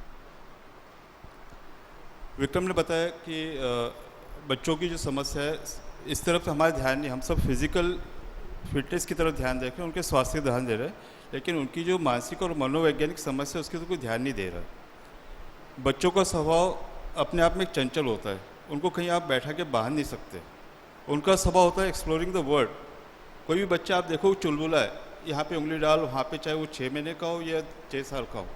आप और हम बात कर रहे हैं तो वो यहाँ पे बैठ, वहाँ सोफे पे बैठ, ये कर, चादर खींच, आप उसको रोकते रहते, कुछ रुक जा रुक जा रुक जा। अब ऐसे इसमें अगर 2.5 महीने तक आप उससे कहे एक ही जगह बैठना, सोशल डिस्टेंसिंग नाम पे अंतर बना के रखना, घर में जो बुजुर्ग लोग हैं 60 साल के ऊपर, वो एट रिस्क है, उनसे बात नहीं करना, बाहर नहीं जाना, तो आप सोचिए उसको एक पिंजरे में आपने बंद कर दिया तो उसकी क्या अवस्था है। तो ऐसे समय में स्कूलिंग उसके लिए ज़रूरी है, क्योंकि उसके लिए वो एक सीखने की जगह, एक अपने मित्रों से शेयर करने की ज़रूरत है, क्योंकि हम उम्र लोगों से इतना अच्छा शेयर होगा घर के बड़े लोगों से नहीं हो पाएगा। और शेयर कर करके हमने 2.5 महीने शेयर कर लिया है, अब इससे ज़्यादा नहीं होगा। लेकिन जिस बात की हमको डर है कि हम देख रहे हैं कि लॉकडाउन के बाद में हमको केसेस कम चाहिए थे, केसेस बढ़ रहे हैं। जहाँ पर 65 साल के ऊपर में, 60 साल के ऊपर में हाई रिस्क ग्रुप है, 10 साल से नीचे बच्चे हाई रिस्क ग्रुप में हैं। मैंने बताया कि बच्चे चुलबुले होते हैं, तो आप सोशल डिस्टेंस स्कूल में कैसे मेंटेन कर पाओगे। हमारे यहाँ हमने देखी कि अच्छी नामी स्कूल में भी, चाहे महंगी से महंगी हो, एक बेंच पे 3-3 बच्चे बैठाए जाते हैं। तो अगर आप कहें कि हम एक बेंच पे एक ही बच्चा बैठाएंगे, तो इसका मतलब आपको एक क्लास के 3 क्लास करने पड़ेंगे। अच्छा, मान ली वो भी कर लिए, तो स्कूल में जब अंदर घुसेंगे उसमें सोशल डिस्टेंसिंग कैसे होगा, छूटेंगे उसमें कैसे होगा, रिसेस में जब उनको वॉशरूम जाना, खाने की छुट्टी, उसमें आप कैसे हो। तो बच्चों का स्वभाव एक साथ में निकलेंगे। जिनके छोटे बच्चे स्कूल से निकलते, अपना बच्चा यूनिफॉर्म में अपने पहचान मुश्किल आ जाता है, दौड़ के अपने पास में आता, पता चलता अपना बच्चा है, जो सब बच्चे सरीके दिख रहे हैं। ये भी मान लिया, तो जिस ऑटो में जा रहे हैं, रिक्शे में जा रहे हैं, वहाँ पर सोशल डिस्टेंसिंग कहाँ होगी। अगर स्कूल में कोई टीचर इन्फेक्टेड है, और इसके साथ सबसे बड़ा दुर्भाग्य ये है कि अगर इन्फेक्टेड होने के बाद भी 85% लोगों में कोई लक्षण नहीं दिखेगा, तो अगर वो इन्फेक्टेड है, वो पढ़ा रहा है, उसका इन्फेक्शन किसी बच्चे में आ गया, तो बच्चों से एक से दूसरे फैलने में बिल्कुल भी समय नहीं लगता। तो ये हाई रिस्क ग्रुप है। ऐसे में कौन सी स्कूल उसकी जवाबदेही लेगी कि हमें इन्फेक्शन नहीं होने देंगे? कोई नहीं लेंगे। एक बच्चा इन्फेक्ट हुआ तो सब बच्चे इन्फेक्ट होंगे। हाँ। अब जब लिमिटेड बच्चे हो रहे हैं, तो हम में से कौन चाहेगा कि हमारा बच्चा इन्फेक्ट हो? कि हम सब लोग इतनी सावधानी हमारे लिए ले रहे हैं। तो जब तक ये पूरी उनकी सुरक्षा की, उनके बचाव की व्यवस्था नहीं हो जाए, तब तक स्कूल को हमने रोके रखना ज़्यादा अच्छा है। क्योंकि अगर एक बच्चा इन्फेक्ट होता है, पूरी स्कूल इन्फेक्ट होती है, और ऐसी कई स्कूल इन्फेक्ट हुई, तो जो आरोग्य व्यवस्था पे जो लोड आएगा, निकम सर ने बताया 500 तक की तो हमारी है। बम्बई, पुणे, महानगरों की हालत हम देख रहे हैं, बेड कम पड़ रहे हैं उनको, डॉक्टर्स कम पड़ रहे हैं उनको। तो ऐसे में हम तो सोच भी नहीं सकते कि हमारा बच्चा बीमार पड़ जाए। तो इस स्कूलिंग विषय को हमने थोड़ा स्थगित रखा तो ठीक रहेगा। सही है डॉक्टर साहब। और बच्चों की मानसिकता से आप जुड़े हैं, तो आपका जो है सोशल डिस्टेंसिंग का जो फार्मूला है वो सच में अभी कारगर है, और निकट भविष्य में हमको भी ऐसे ही लगता है कि अभी ये सच में पॉसिबल नहीं है। क्योंकि हमने देखा है कि सब कुछ जानते हुए सारा जो तज्ञ लोग हैं, जो डॉक्टर्स लोग हैं, वो भी कोविड-19 के ट्रीटमेंट के दौरान, जब वो लोगों की ट्रीटमेंट कर रहे हैं, उस दौरान सारे प्रिकॉशनरी मेजर्स लेने के बाद भी वो इन्फेक्ट हो रहे हैं। कई डॉक्टर्स की जान भी गई है, ऐसा हमने देखा है। तो मैं इसी बात पर मैं डॉक्टर सौरभ जी से जानना चाहूँगा कि कोविड-19 के चलते एज ए डॉक्टर आपकी जीवन शैली में क्या फ़र्क आया है, क्या बदलाव आया है, और आपको किन किन परेशानियों से गुजरना पड़ा है? ये बड़ा ही संवेदनशील सवाल आपने पूछ लिया। ये हर डॉक्टर के बड़े दिल से निगड़ित सवाल है। आपने ये स्लोगन देखा होगा सबने कि स्टे होम स्टे सेफ। ये क्या ये डॉक्टर पे लागू होता है? नहीं। ये पूरे कोविड के चलते डॉक्टर जो समाज में अपनी सर्विसेज, अपनी सेवाएं देना है, वो चालू रखे हैं। मैं आपको एक स्टैट्स बताता हूँ कि एक doctor is 23 times more potential to get a infection. मतलब एक डॉक्टर को 23 गुना चांसेस है कि वो इन्फेक्शन पकड़े। हाँ। अब ऐसे माहौल में काम करते वक्त, ये कोरोना के चलते हुए, स्वाभाविक तौर से मुझे ये खतरा रहता है कि कहीं वो इन्फेक्शन किसी से मैं ना पकड़ूं, मुझसे ये मेरे परिजनों को, मेरे घर वालों को इन्फेक्शन ना जाए, मेरे बच्चों को ना जाए, मेरे कारण और किसी मरीजों को इन्फेक्शन ना जाए, साथ साथ में एट अ लार्ज मेरे कारण ये इन्फेक्शन सोसाइटी में ना जाए। तो कोरोना के चलते हुए डेफिनेटली आज एक जिम्मेदारी और तनाव से डॉक्टर ज़्यादा गुजर रहे हैं। ये बीमारी जैसे सोसाइटी के लिए नहीं है, वैसे डॉक्टर के लिए भी ये नए चैलेंजेस लेके आई है।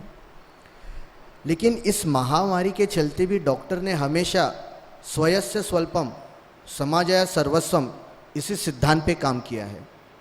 यानी खुद के लिए थोड़ा लेकिन समाज के लिए ज़्यादा से ज़्यादा देना, यही इसका उद्देश्य रहा है।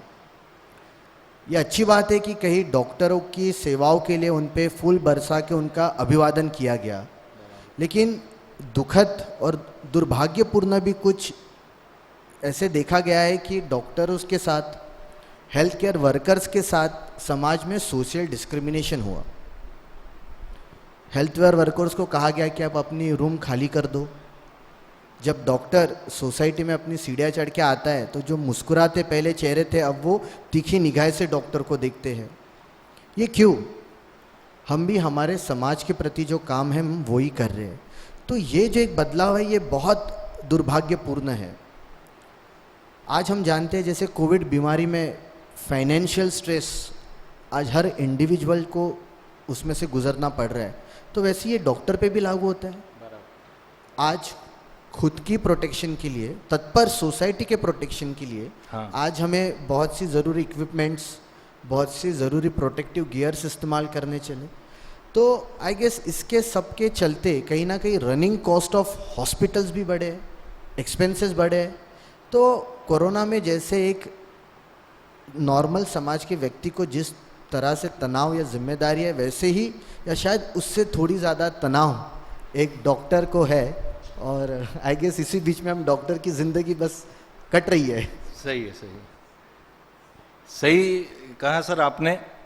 इस दौरान, इस लॉकडाउन के दौरान या कोरोना के दरमियान डॉक्टर्स लोगों को जो रिस्पेक्ट सोसाइटी से मिलना चाहिए था वो कहीं तो मिला, कहीं कुछ जगह पर उन्हें सोशल डिस्टेंसिंग का, जैसे एक ही अपार्टमेंट में अगर है तो वो अपार्टमेंट के बाकी लोग भी डरे हुए थे और वो डर के वजह से शायद कुछ डॉक्टर्स के साथ, डॉक्टर्स के स्टाफ के साथ और उनसे रिलेटेड बाकी लोगों के साथ में कुछ ना कुछ समाज की तरफ से भी गलतियां हुई है जो नहीं होना चाहिए थी। विवेक जी, आप इसमें कुछ जोड़ना चाहेंगे?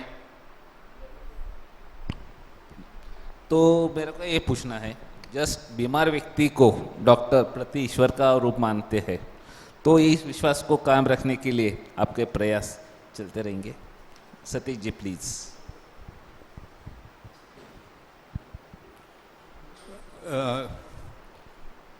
विवेक दादा का प्रश्न बहुत उपयुक्त है क्योंकि ये अक्सर सुनने में आता है कि डॉक्टर यानी नेक्स्ट टू गॉड, भगवान का दूसरा रूप है। कि मेरी नम्र विनती है कि डॉक्टर को आप सिर्फ डॉक्टर रहने दीजिए, उनको इंसान रहने दीजिए, उनको भगवान का दर्जा मत दीजिए। परमेश्वर बोलने के पीछे दो उद्देश्य है। समाज उनको परमेश्वर इसलिए मानता है कि जैसे परमेश्वर जब याद किया तब वो अवतरित हो जाएंगे। तो पूरी समाज की ये इच्छा होती है कि हमारे मरीज को, हमारे बच्चों को जब कोई तकलीफ हो तो रात में 2 बजे, चाहे 2:30 बजे या दिन में 8 बजे बेल बजाए डॉक्टर साहब ने वहाँ हाजिर होना चाहिए। इस बीच में हम ये भूल जाते हैं कि उनकी खुद की भी कोई दैनिक ज़रूरतें होती है, कोई पर्सनल उनकी रिक्वायरमेंट होती है, या वो भी एक आम आदमी है, वो हम चीज़ें भूल जाते हैं। दूसरा तब होता है कि जब हम जैसे परमेश्वर भगवान के प्रति कोई काम हो जाए, अच्छा काम हो जाए, तो कृतज्ञता का भाव रखते हैं, सेंस ऑफ ग्रेटिट्यूड रखिए आप, लेकिन भगवान के नाम पर नहीं। इस प्रश्न का उत्तर अभी सौरभ जी ने दिया, नंद किशोर ने दिया कि जब कोरोना बहुत अपने चरम सीमा पे था, लोगों में बहुत डर था, रविवार को आप फूल बरसाइए तो हेलीकॉप्टर से फूल बरसाए गए। और जब पता चला कि नहीं इसमें बहुत ज़्यादा नहीं है, मॉर्टिलिटी बहुत ज़्यादा नहीं है, तो जिस अपार्टमेंट में वो रह रहे, जिस सोसाइटी में रह रहे, तो आप बोले डॉक्टर साहब आप दूसरा घर देखिए, आपके कारण से हमको कोरोना होगा। तो जो आदमी अपनी जान जोखिम में डाल के, खतरे में डालकर वहाँ पे मरीजों को सेवा दे रहा है, सौरभ जी ने बताया कि खुद की छोड़ के घर वालों की जान को खतरे में डाला है कि अगर मैं इन कपड़ों के साथ में मरीज को देखने के बाद में घर में भी जाता हूँ, बिना हाथ धोए अपने बच्चों को हाथ लगाता हूँ, बच्चे इन्फेक्ट हो जाएंगे। ये सब होने के बाद में वो बोलते हैं कि आप यहाँ से अपार्टमेंट छोड़ के चले जाइए। तो ये हमारे समाज का दृष्टिकोण है। मेरी सबसे एक नम्र विनती है कि आप उनको इंसान समझिए, वो भी अपने समाज का एक घटक है, उनकी अपनी दैनिक ज़रूरतें होती है, इसमें आर्थिक ज़रूरतें भी आ गई है, क्योंकि ऐसा माना जाता है कि डॉक्टर के 3 रूप होते हैं। जब हमारा पेशेंट बहुत सीरियस होता है वो भगवान का रूप होता है, जैसे बच्चा भी कन्वर्सेस में है, हाथ पाँव नहीं हिला रहा है, देख नहीं रहा है, डॉक्टर साहब बोले, तो जब वो थोड़ी देर के बाद ठीक हुआ, दूसरे जब बोलने लगता है तो वो सामान्य रूप में आ जाता है। इंसान के रूप में, और तीसरा रूप आता है जब बिल आता है, तो वहाँ पे वो शैतान के रूप में दिखता है। तो मेरी आप सबसे रिक्वेस्ट है कि दोनों रूप छोड़ दीजिए, आप उसको इंसान के रूप में रखिए।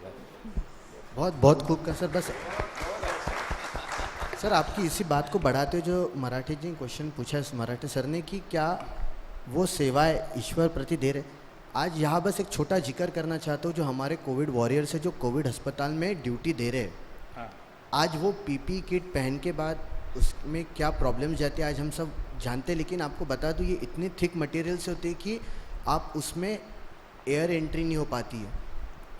8-8 घंटे ये पहन के ड्यूटी करना, जिसमें आप खाना नहीं खा सकते, आप वॉशरूम नहीं जा सकते, पानी नहीं पी सकते, आप डिहाइड्रेट होते हो। बराबर। तो ये सेवा भाव से हर एक डॉक्टर सोसाइटी में अपना कार्य कर रही है, और दुर्भाग्यपूर्ण कहीं ना कहीं कुछ डॉक्टर्स को इससे सर कोविड के चलते उनको अपनी जान से भी हाथ गंवाना पड़ा। आई गेस डॉक्टर पे ये जो सोसाइटी ब्लेम कर रही है, it's not good, but you be with us, we will be with you. Doctor Satish ji जैसा विवेक जी के इसमें मैं ये जोड़ना चाहूँगा कि ईश्वर का रूप तो वो इसलिए बोल रहे हैं कि ईश्वर ने हमको एक बार जिंदगी दी है, लेकिन जब जब जरूरत पड़ती है और हम डॉक्टर के पास जाते हैं, हाँ। तो डॉक्टर हमें हर बार नई जिंदगी देता है। वही तो इसमें भगवान के बाद एक डॉक्टर का रोल तो काफ़ी महत्वपूर्ण है। चर्चा को अंतिम दौर की ओर ले जाते हुए मैं दर्शकों को ये बताना चाहूँगा कि आज हमने यहाँ बहुत ही महत्वपूर्ण विषयों पर चर्चा किया है। सभी डॉक्टर्स की निजी जिंदगी, उन डॉक्टरी पेशा और ये डॉक्टर फील्ड की जो परेशानी है उसको यहाँ पे चर्चा में हमने लिया है। इस जानकारी का हमें अवश्य ही फायदा होगा। अंत में डॉक्टर्स के लिए मैं 2 लाइन कहना चाहूँगा जो हमारे डॉक्टर एंडे साहब ने यहाँ पहले कही, उसके आगे उसको बढ़ाते हुए मैं 2 लाइन कहना चाहूँगा कि महामारी कोरोना ने से जब विश्व हुआ बेजार, डॉक्टर साहब आपका ध्यान चाहूँगा, महामारी कोरोना से जब विश्व हुआ बेजार, आए ईश्वर रूपी चिकित्सक करने को उपचार। थे इरादे बुलंद, था एक ही विचार, कोरोना को भगाना है, चाहे अपनों का अपना बलिदान है स्वीकार, अपना बलिदान है स्वीकार। एक बार पुनश्च आप सभी का बहुत बहुत धन्यवाद साहब, और सभी दर्शकों का भी यहाँ बहुत बहुत धन्यवाद। इसके बाद मैं ऑडियंस को भी रिक्वेस्ट करूँगा कि अगर उनके मन में भी कोई प्रश्न है तो वो हमारे पैनलिस्ट को पूछ सकते हैं। सर सबसे पहले तो मैं सभी डॉक्टर्स को डॉक्टर डे की बधाई दूंगा। मेरा प्रश्न ये है कि लॉकडाउन के पीरियड में एंजियोप्लास्टी और एंजियोग्राफी इसका प्रमाण बहुत कम हुआ है, ऐसा सुना है, तो सर उसका कारण क्या है? देखिए मैं तो किडनी तज्ञ हूँ, लेकिन हमारे बीच एक कार्डियोलॉजिस्ट है, तो मैं चाहूँगा इसका उत्तर वो दे तो ज़्यादा उचित रहेगा। डॉक्टर आकाश जी एंडे हमारे बीच है जो कार्डियोलॉजिस्ट है, जो एज ए कार्डियोलॉजिस्ट अमरावती में सेवाएं दे रहे हैं। मैं उनसे अनुरोध करूंगा कि कृपया जवाब दे। धन्यवाद सर। हमने बहुत बार सोशल मीडिया पे देखा है कि जैसे ही लॉकडाउन स्टार्ट हुआ, जैसे ही ये कोरोना की महामारी शुरुआत हुई है, कि हार्ट डिसीजेस में बहुत कम लोग हॉस्पिटल तक पहुंच पा रहे हैं। इलेक्टिव एंजियोग्राफी, एंजियोप्लास्टी प्रोसीजर जो है वो बहुत कम हुई है।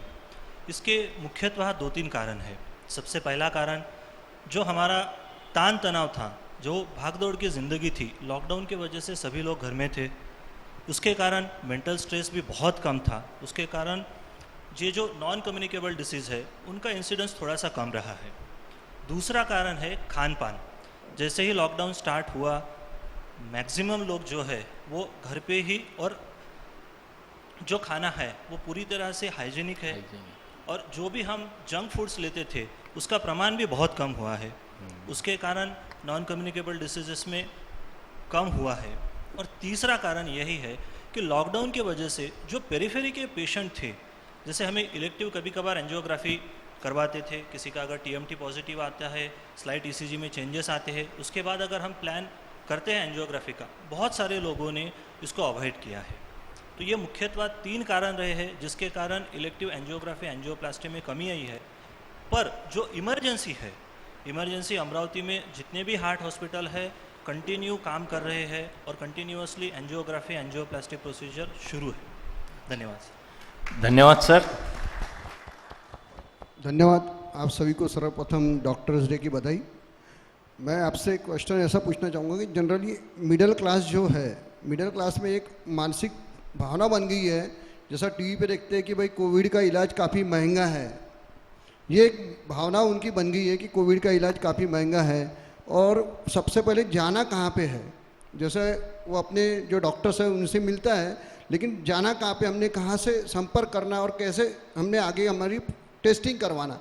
तो ये 2 प्रश्न है मेरे, तो इसके बारे में आपसे सलाह चाहूँगा। ये बहुत ही अच्छा और महत्वपूर्ण प्रश्न आपने पूछा है, क्योंकि आज इस प्लेटफॉर्म के माध्यम से आज ये जन जन तक बात जाएगी कि अगर कोई पेशेंट या किसी को लगता है कि मुझे कोविड के सिम्टम्स है, मुझे बुखार आ रहा है, मुझे थोड़ा दम लेने में दम लग रहा है या सांस लेने में तकलीफ़ है या थोड़ी खांसी है, तो उसने सर्वप्रथम क्या करना है।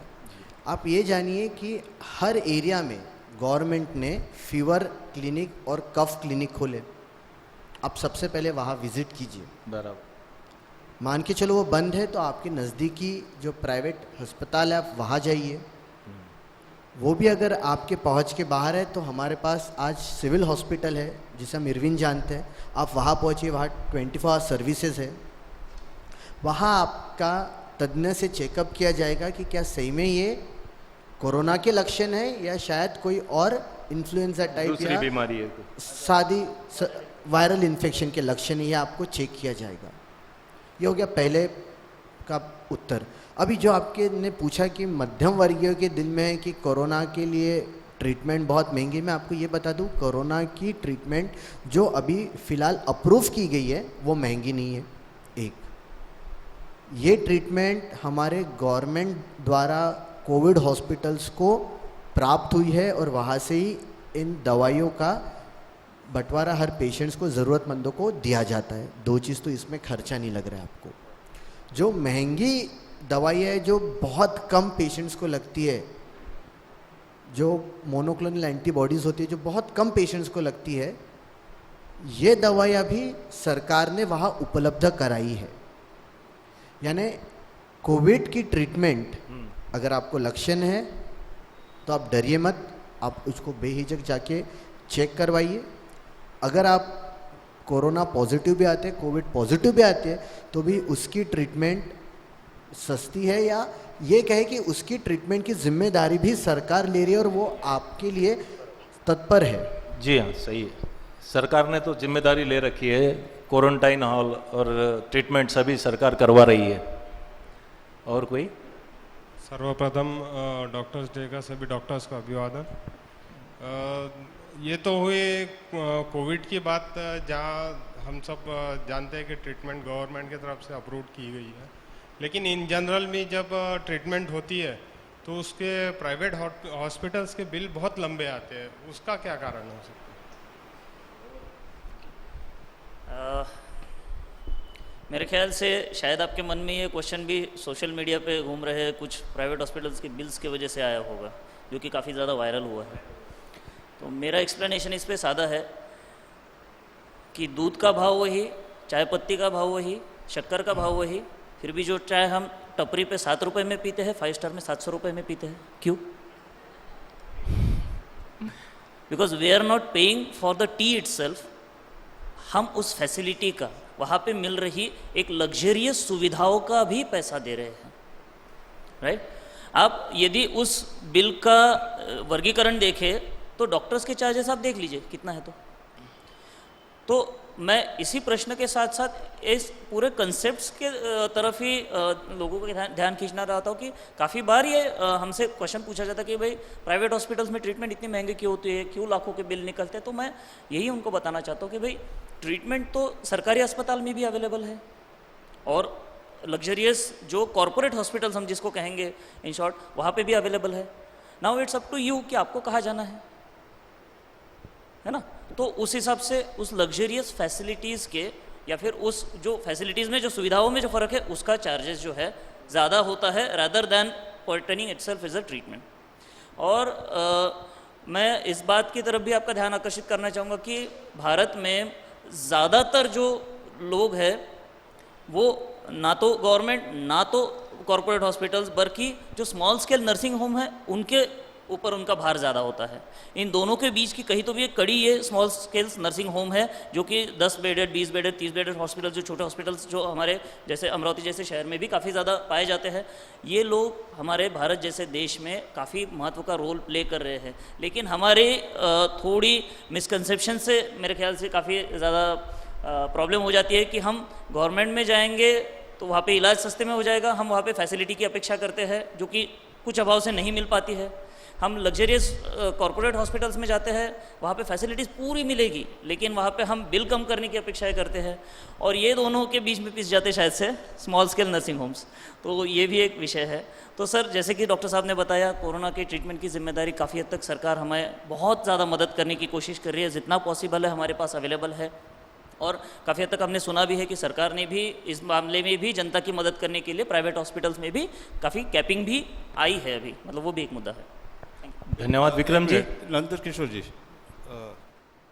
अगर आप अनुमति दे तो मैं थोड़ा कंसेप्ट पर बिल्कुल सर, ऑडियंस बिल्कुल। सुनना चाहे तो एक कंसेप्ट जो विक्रम जी ने बताया कि एक तरफ हमारा सरकारी दवाखाना है, गवर्नमेंट हॉस्पिटल, जहाँ पर कोई जाना नहीं चाहता। मेरे ख्याल से राजेश जी का भी मतलब मध्यम वर्गीय आदमी वहाँ पे जाना नहीं चाहता। सौरभ जी ने भले बताया गवर्नमेंट इतनी फैसिलिटीज़ कर रही, पर वास्तविकता ये है कि हमारे में से अगर मैं बोलूँ कि यहाँ पे चलेगा टेस्ट करो, शायद प्राइवेट में नहीं होते, मेरे को अलग प्रश्न होगा। दूसरी तरफ है एकदम कॉर्पोरेट हॉस्पिटल जो नागपुर, मुंबई, पुणे, दिल्ली में चल रहे हैं, और जिसका सोशल मीडिया बिल आ रहा है कि कुछ 45-50 लाख रुपए 7 दिन के ले लिए। ट्रीटमेंट क्या है? तो वो विटामिन सी, जिंक जो यहाँ पे गवर्नमेंट हॉस्पिटल दी जा रही है। अब ये फिर कॉर्पोरेट हॉस्पिटल कंसेप्ट क्यों आया? ये कोई लूट खसोट करने के लिए नहीं आया। 1990 तक के हमारे जो सरकारी दवाखाने थे, मेडिकल कॉलेज थे, आज भी वैसी को वैसी हालत है, वहाँ पे बहुत ज़्यादा उसमें इम्प्रूवमेंट नहीं हुआ है। जो हालत पहले थी वही चल रही है। तो उसके बाद में जो वहाँ के हमारे प्राइवेट अच्छे डॉक्टर्स बाहर निकलते थे, जिनको वो स्किल थी, ब्रेन था, बहुत सेवा करना चाहते थे, तो उनको ऐसे दवाखाने नहीं थे, तो वो उनको जाना पड़ता फॉरेन, तो जिसको हम ब्रेन ड्रेन बोलते थे कि हमारा ब्रेन वहाँ जाके काम कर रहा। तो कुछ एक लोगों ने ऐसा सोचा कि अगर हम ये उनको फैसिलिटीज यहाँ दें, अच्छी से अच्छी फैसिलिटी दे, बड़ी से बड़ी बिल्डिंग दे, और ये लोग आपको सेवा दे, तो उन्होंने ये बड़े बड़े हॉस्पिटल बनाए। तो आज की घड़ी में वेस्टर्न जितनी सेवाएं होती है, उतनी सेवाएं, उतनी यूनिवर्सिटी, उतनी जांच और उतनी एक्सपर्ट सर्विस हमारे कॉर्पोरेट हॉस्पिटल में है।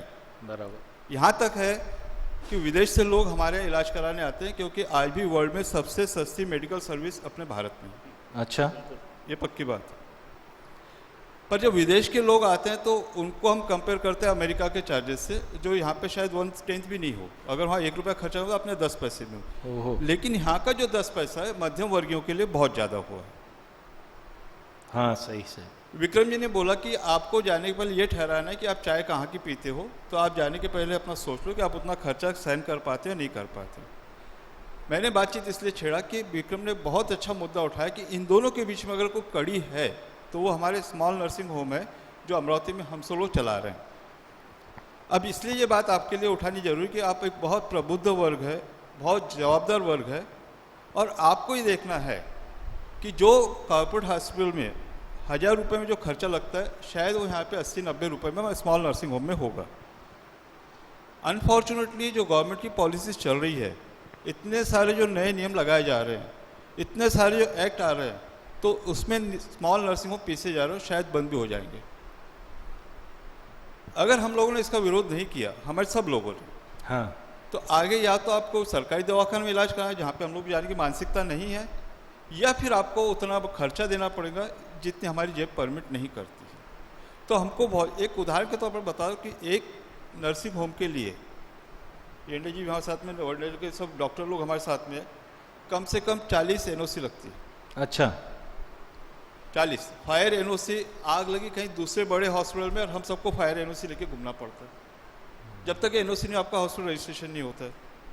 तो आप सोचिए कि इतने NOC, इतने सरकारी दफ्तरों के चक्कर लगाना, उनसे NOC लाना, हमारे कुछ व्यापारी वर्ग भी है तो पता चलेगा कितना कठिन काम है।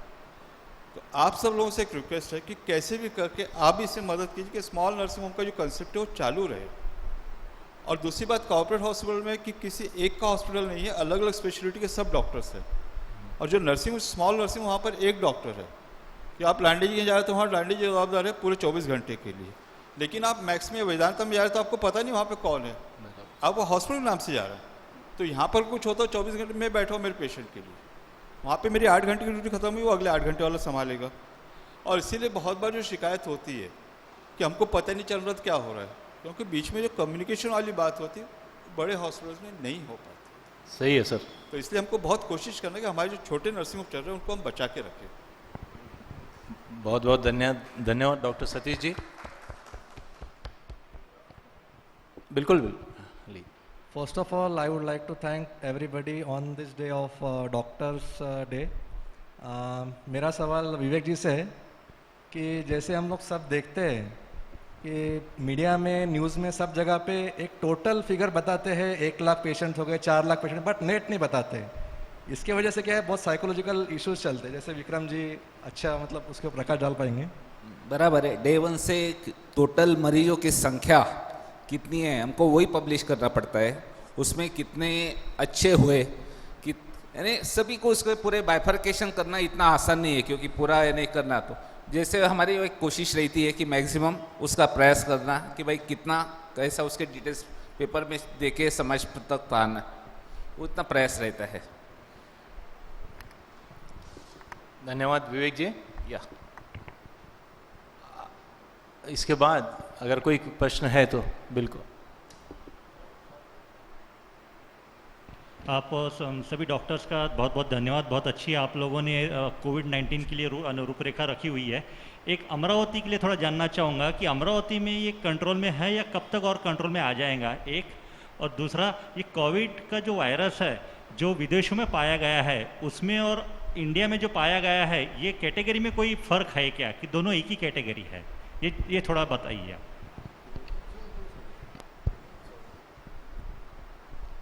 हाँ रवि, 2 प्रश्न आपके कि अमरावती में जो सिचुएशन चल रही है वो कब तक कंट्रोल में आएगी।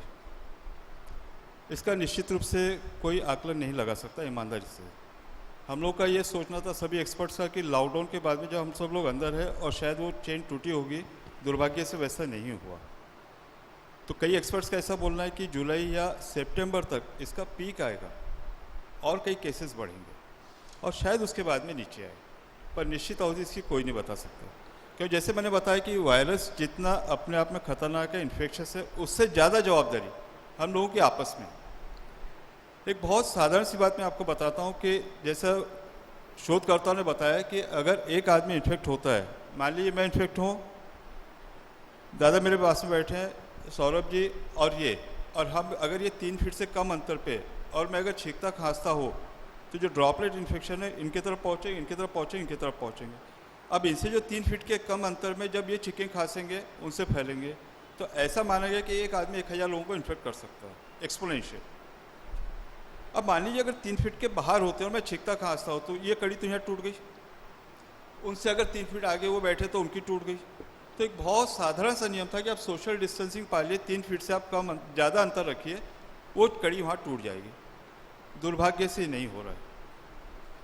बम्बई में शुरू हुआ, बेस्ट बसेस में जो लाइन लगी, मरीन ड्राइव पे जो घूमने फिरने वालों के दृश्य आए, कहीं पर सोशल डिस्टेंसिंग का फॉलो नहीं हो रहा। अभी भी आप देखिए कि मास्क जो जरूरी चीज़ है, आप रात में घूमने निकले, कहीं बाहर में निकले, लोग 2-2 जिसमें डबल सीट चलाना मना है, लोग 3-3 सीट लेके जा रहे हैं, मास्क का कहीं उपयोग नहीं हो रहा है। तो जब तक कि हमारे व्यवहार में, ह्यूमन बिहेवियर में फ़र्क नहीं आएगा, तब तक इसको कंट्रोल करना मुश्किल है। दूसरा प्रश्न आपका था कि जो वेस्टर्न में वायरस चल रहा है वही वायरस हमारे यहाँ है क्या? तो आपकी जानकारी होगी, फिर भी हम रिपीट कर दें कि वायरस ये चाइना के वुहान शहर से निकला था, बाद में वेस्टर्न पहुंचा और घूमते घूमते पूरे वर्ल्ड में पहुंचा, अपने यहाँ हुआ। तो वायरस वही है या नहीं है, तो इसको एक वायरस के पूरे हिस्से करके उसका जीन्स निकाल के उसका मैपिंग किया जाता है, जीन हर जगह पे कहाँ फिट है। तो जो वुहान का वायरस था, पूरे विश्व में वही वायरस पाया गया है। अब इस वायरस की विशेषता होती है, कोई भी फ्लू वायरस की, कि उसमें म्यूटेशन होता है, बैठे बैठे माइनर चेंजेस होते हैं। अभी तक जो वायरस चल रहा है वो एक ही वायरस चल रहा है, और अगर माइनर म्यूटेशन हो तो उससे उसके इन्फेक्शन में या उसके लक्षणों में कोई फर्क नहीं है। हॅलो सर, सर्वप्रथम मी सगळ्यांचं अभिवादन करते डॉक्टर्स डेच्या उपलक्षमध्ये. आणि मला एक प्रश्न विचारायचा आहे की आजच्या या एन्व्हायरमेंटमध्ये पोरांवर खूप याचा दुष्परिणाम होत आहे किंवा students or the childrens are facing very much problem. तो I want to ask Agrawal sir and Wankhede sir की आम्ही काय करायला पाहिजे ॲज अ पॅरेंट्स की पोरांची मानसिकता आम्ही संतुलित ठेवू शकतो त्या याने. जसं की याचा काही भाग आपण याच्या आधी पण चर्चेमध्ये डिस्कस केला है, कुछ भाग हमने अभी डिस्कस किया था कि जैसे सर ने भी बताया कि आप उनको समय देना चाहिए. मैं भी इसमें पूरी तरह से सहमत हूँ. आप उनके साथ समय दीजिए. जो वो समय बाहर नहीं बिता पा रहे हैं वो एक्सपेक्ट करते हैं कि हमारे पेरेंट्स से हमें मिले, हमारे पेरेंट्स हमारे साथ खेले, राइट. और स्कूल्स भी नहीं जा पा रहे हैं तो अपने दोस्तों से भी नहीं मिल पा रहे, आजू बाजू के घरों में भी हम जाने को उनको मनाही कर रहे हैं. तो ये सब चीज़ें, तो सबसे पहली बात हम ये कर सकते हैं कि हम ज़्यादा से ज़्यादा जितना भी पॉसिबल है हम समय उनको दे सकते हैं तो हम दें. और ये देते हुए हम ये बात ध्यान रखिए कि सिर्फ इतना ही नहीं है कि भाई आप तू बोल रहा है, तू मेरे साथ खेल रहा है और मैं अपने व्हाट्सएप पे देख रहा हूँ. नहीं, आपको समय स्पेंड करना है तो क्वालिटी टाइम स्पेंड कीजिए. Actually give him an attention. काफ़ी जगह पे मैं देखता हूँ कि भाई हाँ तुम बोलो, मैं अपना अपना काम करते रहता हूँ, तुम मेरे को कहानी सुनाते रहो. That won't work, this won't work. साथ ही साथ सतीश सर ने बहुत सही बात कही थी कि आप कितना भी टाइम दे दो उनके लिए वो पर्याप्त नहीं होगा, क्योंकि आप उनके लेवल के नहीं हो, आप उनसे बड़े हो. उनकी एक अपेक्षा है कि उनके साथ वाले दोस्त उनसे खेलने वाले मिले. तो मेरे ख्याल से कुछ हद तक शायद से ये ऑनलाइन क्लासेस वगैरह भी चल रहे हैं. अब this is also controversial issue, I would say. किसी को पसंद है, किसी को नहीं पसंद है, लेकिन मेरा ये मानना है कि कुछ हद तक उससे भी थोड़ी राहत भी मिल रही है कि कम से कम कुछ देर के लिए अपने दोस्तों को देख तो पा रहे हैं. सभी लोग एडजस्ट भी नहीं हो पाते, लेकिन ये हम कर सकते हैं. और तीसरी चीज़ हम कहते हैं कि ज़्यादा रोक टोक से बेहतर है उनसे थोड़ा सा जो भी बच्चे समझ पाते हैं इस बात को, तो उनकी ग्रेविटी सिंपल शब्दों में उनसे बयान कीजिए, उनको एक्सप्लेन करने की कोशिश कीजिए, उनके क्वेश्चंस को टालिए मत. अदरवाइज़ उनको पता ही नहीं चलेगा कि आप उनको क्यों रिस्ट्रिक्शन लगा रहे हो, और फिर वो बार बार वो चिड़चिड़ापन उनमें और बढ़ता जाएगा. मेरे ख्याल से आप ऐड करना चाहेंगे सर? नहीं पूजा, पहले तो मैं एक ये बात पूछना, विक्रम सर ने बहुत अच्छा बताया, आपको किस तरह की परेशानी का सामना करना पड़ रहा है? सर मैं इन जनरल पूछना चाहती हूँ, जैसे कि अभी एज ए पेरेंट्स बच्चे बहुत ज़्यादा लिथार्जी हो गए, या एक अनडिसिप्लिन लाइफ जो है वो अभी चल रहा है बच्चों का. मोबाइल देखना है तो मोबाइल ही देखेंगे, टीवी देखना है टीवी देखेंगे. They are not ready to understand what we are going to tell them. और एक चिड़चिड़ापन या उनके बिहेवियर में काफ़ी चेंज आ रहा है. तो इस वजह से भी काफ़ी मतलब घर का भी एटमॉस्फेयर थोड़ा डिफरेंट हो जाता है कि हर बार बच्चों को ये आप कैसे ब्लेम कर रहे हैं, या आप बच्चों के साथ में किस तरीके से स्ट्रिक्टली बिहेव कर रहे हैं. तो what we should do as a parent, ऐसा.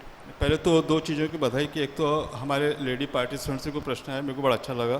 बिल्कुल ये सही है. सेशन अटेंटिव था, सब जन सुन रहे ध्यान से, और वो भी आखिरी बेंच से मैम पूछे, बहुत अच्छा लगा. लेकिन सर वहाँ से अगर प्रश्न चालू हो गए तो हम वो रुकेंगे ही नहीं.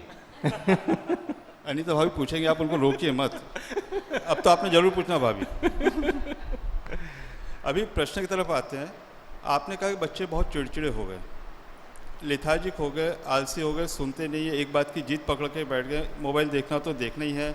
उल्टा ये भी हो सकता है आपने बोला ये नहीं करना तो जानबूझ के कर रहे हैं, ये करना है तो नहीं कर रहे हैं. ये सब प्रॉब्लम आप फेस कर रही हैं.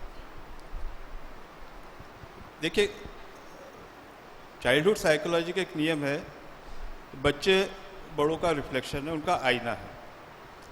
बच्चा क्या बोल रहा है इससे पता चल रहा है घर में क्या बोले जा रहा है. बच्चा अगर चिड़चिड़ कर रहा है तो इसका मतलब चिड़चिड़ आपकी तरफ से आ रही है. मैं आपकी बात समझ रहा हूँ. मैंने हम लोगों डिस्कशन तब बोला, मैं सही में घर की नारी का सम्मान करता हूँ. सब लोग बोल रहे हैं कि आदमी ये काम कर, अर्निंग मेंबर ये काम कर रहा है, वर्क फ्रॉम होम हो रहा है, लेकिन होम मेकर के ऊपर जितना स्ट्रेस आया हुआ है, बच्चों से लेके आदमियों से लेके सबका काम करना, और अकेली स्त्री कर रही है. बराबर. सब लोग बोल रहे घर के आदमी हाथ बटा रहे, ये काम कर रहे. मैं नहीं समझता, हो रहा शुरुआत में हुआ होगा, पूरा का पूरा लोड इनके ऊपर में. बच्चे जीत कर रहे हैं तो पापा से ज़्यादा मम्मी के पास कर रहे हैं. मैं बात समझ रहा हूँ आपकी जी. तो प्रॉब्लम ये है कि बच्चे सुन नहीं रहे हैं, और आपकी बात तो सुन नहीं रहे हैं. मदर की बात, आपसे मतलब मदर की बात है. तो इसका कारण ये है कि बच्चे जिद्दी होते हैं, और मैंने जैसे बताया स्वभाव से जिज्ञासु होते हैं, वो क्यूरियस होते हैं। दूसरी बात, एक जगह आप उनको बांध के रख नहीं सकते हैं, चुलबुले होते हैं तो उनको खुलापन अच्छा लगता है। फिर अब इसको हमने क्या करना, इसीलिए जो एक्सपर्ट्स है ऑल ओवर वर्ल्ड, पूरे विश्व के जो एक्सपर्ट्स हैं वो चाहते हैं कि स्कूल शुरू हो जाए। वो चाहते हैं, पीएम इंग्लैंड के प्राइम मिनिस्टर को लेटर लिखा गया वहाँ के एक्सपर्ट्स ने कि भाई आप स्कूल शुरू करो। हमारे यहाँ की सिचुएशन बताई कि क्या क्या प्रॉब्लम है, तब स्कूल शुरू नहीं कर सकते तो बच्चों के लिए क्या करें। बच्चों के लिए एक होता है कि उनकी जो दिनचर्या होती है वो स्ट्रक्चर्ड होती है। अब ये शब्द हमारे मेडिकल साइंस का, मैं उसको क्लियर कर दूँ। स्ट्रक्चर से मतलब उनका डिसिप्लिन होता है। जब स्कूल जा रहे थे तो इतने बजे उठना है, इतने बजे ब्रश करना है, टिफ़िन लेके दौड़ धूप करके वहाँ बस तक जाना है, स्कूल में बैठना है, वहाँ से आने के बाद इतना होना है। अब घर में ये स्ट्रक्चर नाम की चीज़ रह नहीं गई है। जब चाहे जब उठो, जब चाहे जब सो। तो ये आपको करना पड़ेगा कि एक स्ट्रक्चर आपको उनकी दिनचर्या का बनाना पड़ेगा। जी सर। लेकिन साथ में सिर्फ उनका स्ट्रक्चर करने से काम नहीं चलेगा, उनके मम्मी पापा को वो स्ट्रक्चर फॉलो करना पड़ेगा। कि अगर आपने कहा कि भाई मोबाइल तुम नहीं देखो और हम लोग व्हाट्सएप फेसबुक पे बैठे हैं तो आप बच्चे को मना नहीं कर सकते। तो जब आपने बोला कि आधी घंटा आप एक्सरसाइज के लिए निकालो, तो साथ में पेरेंट्स को भी एक्सरसाइज करनी पड़ेगी। आपने कहा कि इतनी देर बैठ के पढ़ाई करना है, तो विक्रम जी ने बोला कि बहुत अच्छी बात बोला, साथ में आप भी बैठिए। वो जो प्रश्न पूछ रहा है उसके आप उत्तर दीजिए। नहीं मालूम तो ईमानदारी से बोले नहीं मालूम, लेकिन पूछ के बताऊंगे। गोल में उत्तर मत दीजिए। आजोळ जाऊन त्यांना विचार, बाजूला जाऊन त्यांना विचार, बिल्कुल भी मत कीजिए। आपको उनके साथ में, और इसीलिए जो बात मैंने बोली, विक्रम ने बोली, बच्चों के साथ बच्चा बन के रहना, उनको अपने ऐसा बड़ा मत बनाइए आप। धन्यवाद सर। धन्यवाद सर। ये सवाल एक माँ की तरफ से आ सकता था, कभी बाप की तरफ से सवाल नहीं आ सकता था। वो सब जिम्मेदारी माँ के ऊपर छोड़ी है ना। और इसीलिए आज पितृ दिवस पे जितने मैसेज, जितने मदर्स डे पे आए थे, फादर्स डे पे नहीं आए इतने मैसेज। मदर्स डे को ग्रहण लगता है। और कोई प्रश्न पूछना चाहेगा? तो कार्यक्रम के अंतिम दौर में मैं डॉक्टर निखिल जी बडनेरकर, इन्हें यहाँ आमंत्रित करता हूँ। रोटेरियन निखिल जी बडनेरकर, आभार प्रदर्शन के लिए उन्हें मैं यहाँ आमंत्रित करता हूँ।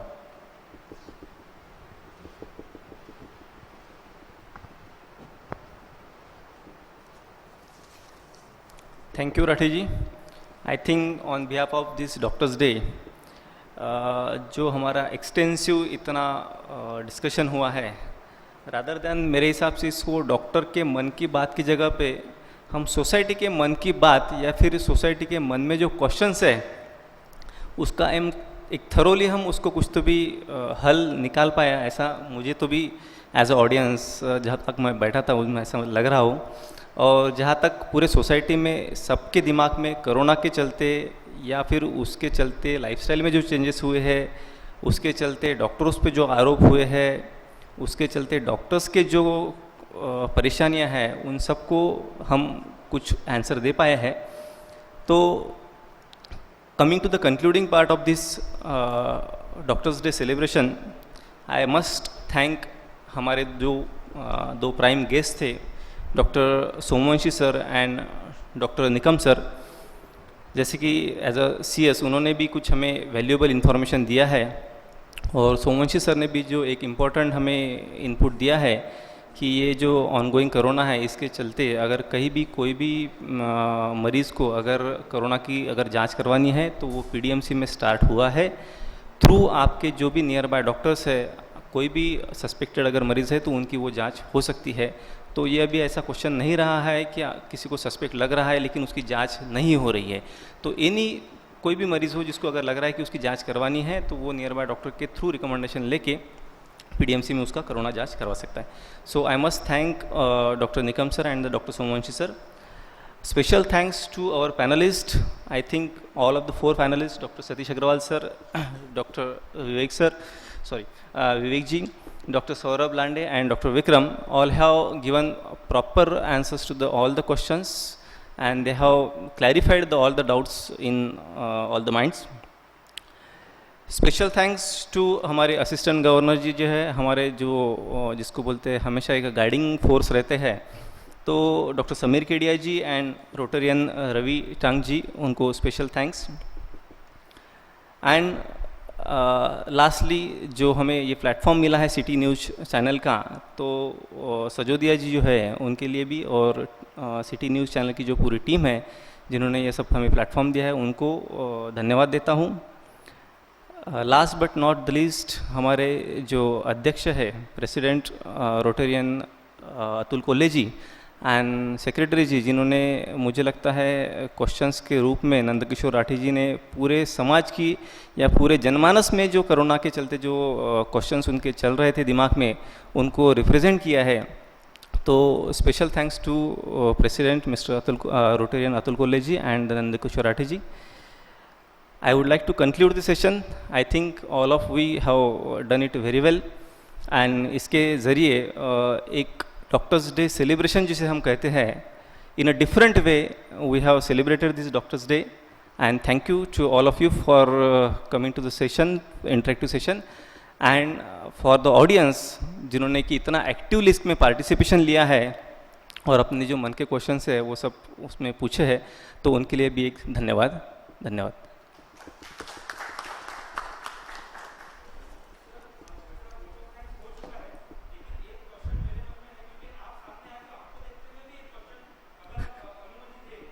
बिल्कुल बिल्कुल बिल्कुल।